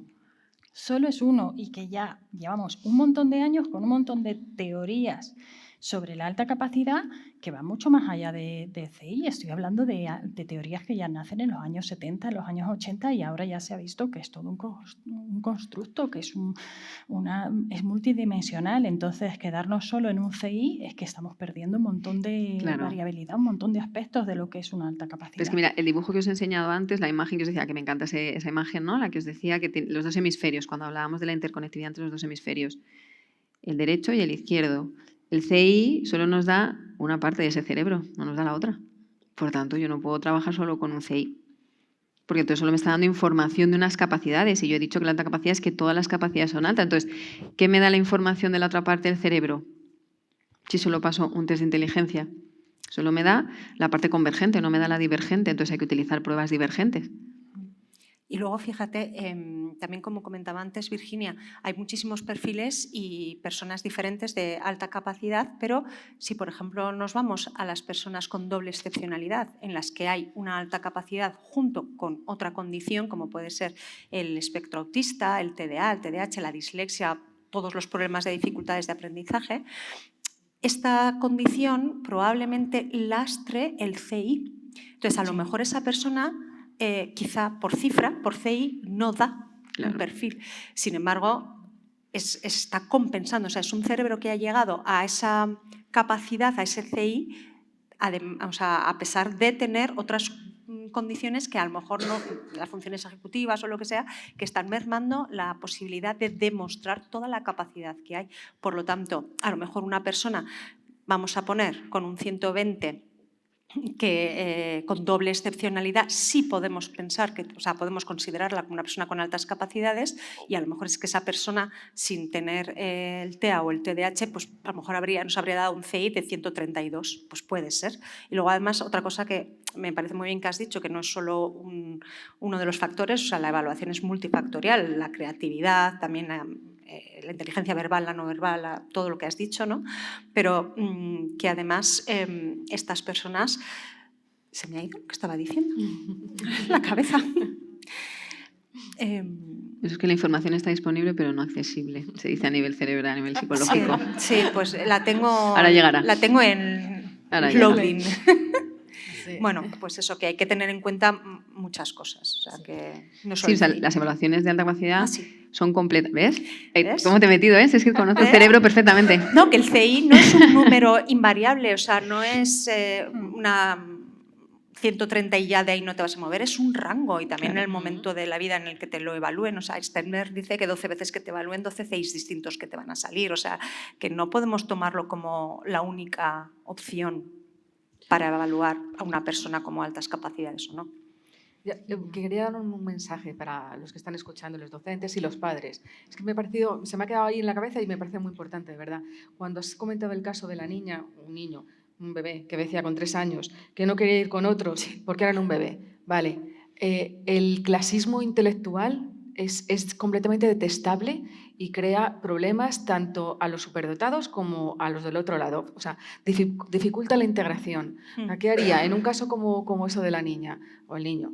Que dice que los demás son bebés. Ya tú eres un bebé y hay que explicar que nadie es mejor ni peor. Eres diferente, no eres superior. O sea, fuera ese concepto de superioridad y que eres, ¿sabes?, magnífico. No, eres diferente, ni mejor ni peor, eres diferente con tus diferencias. Entonces, no hay que coger a ese niño, que es una cosa que, de verdad, mi experiencia es un error. Se le quita del ámbito de los niños, ¿no? 3 años, se le quita y se le pone con niños de 6. Tú sigues teniendo 3 años. Me da igual lo rápido que sumes, multiplicas, divides o lo que sea. Sigues teniendo 3 años y me da igual que te hayas quitado el pañalito con 2 años. Me da lo mismo. Tienes que aprender porque vas a vivir en sociedad a que todo el mundo tiene que estar integrado. Y a ese niño se le dice sí, los otros, pues no le tienes que engañar. Tú tienes que hacerle ser consciente de su diferencia, porque si no, no quiere armas y habilidades para integrarse en la sociedad. Si no sabes que es diferente, vas mal, no vas a poder integrarte bien, ¿vale? O sea, que no se trata de ocultarlo, pero sí de integrarle y de adaptarle. No separarle y decirle sí, los demás son muy lentitos, que eso lo hacen muchísimos padres, se lo he oído. Son muy lentos, no son como tú que eres muy listo, hijo. No, ¿sabes? De hecho, yo estoy totalmente de acuerdo contigo y creo que en esa línea ha hecho bastante daño la palabra, o sea, solamente nomenclatura, superdotado o altas capacidades, que parece que, o sea, yo creo que necesitamos una conciencia y una formación en la diversidad, pero a nivel social. Y tienes toda la razón, o sea, tú eres diferente. Todos somos distintos, sí, todos somos distintos, pero hay algunos que somos como más distintos de lo distintos que somos todos. No, ¿Me que sí, que sí. entendéis, no? Bueno, Y no significa que mejor ni peor, ahí Eso es estoy muy de acuerdo. importante. Sí que es verdad que aprendes más rápido, entonces esto pues te va a hacer a lo mejor estar por delante de otros en algunas cosas, pero a lo mejor te hace estar por detrás en otras. Claro. Entonces, tu valía no depende de tu capacidad, que eso también Claro, es sí. importante que lo vayan aprendiendo desde chiquitines. Yo creo que la psicoeducación es muy importante, tanto familias como el propio niño. En intervención se trabaja mucho a través de la psicoeducación. Es lo que hacemos en intervención, ¿no? Y lo que bien dice Virginia, lo que hablamos es de las características que tienen. Yo lo que os he contado a vosotros, os lo cuento a ellos. Tengan 4, 5, 6, 15, 20 años, me da igual. Sí, yo les también. contamos el cerebro. ¿Y por qué? Por tener ese cerebro, pues le pasa eso, que se aburre en clase, ¿no? Pero me parece muy interesante lo que dice Virginia, ¿no? El no tampoco ponerles la etiqueta. O sea, aquí hay un problema con las etiquetas. O no queremos que les evalúen para no poner la etiqueta, o les ponemos esas etiquetas y encima ya les llevamos a esos niveles, ¿no? Que al final... Perdonadnos porque tenemos que acabar. Sí, os Qué hemos pena. pedido que nos Vamos a cortase. terminar Vamos a con estar una aquí, vamos a dar pregunta, gusto, tan con a una gusto. pregunta de Almu, ¿vale? Claro, sí, bueno, nos estaríamos aquí hablando, ya lo veis, ha sido aquí un debate, yo creo que fantástico. Pero para cerrar y poner el broche de oro, os pediríamos a cada una, en formato titular flash, si tuvierais que dar, más que un consejo, enviar un mensaje a los docentes que comienza ahora a atender altas capacidades o tiene alumnado con altas capacidades en su aula, ¿qué le diríais? En una frase. Difícil, ¿eh? Difícil, los he puesto en un Yo diría que aprieto. sean flexibles con estos Muy niños. Que hablan esa mente, o sea, que piensen igual que ellos, ¿no? Un poquito esa fuera de la caja, que no les dé miedo. Bueno, ya estuve contando muchas palabras, pero bueno. Sí, Como es el flexibilidad. final, Sí. que no les dé miedo, que no, como dice Emma, que esa ley concreta, ¿no? O sea, que se lancen un poco al mundo flexible y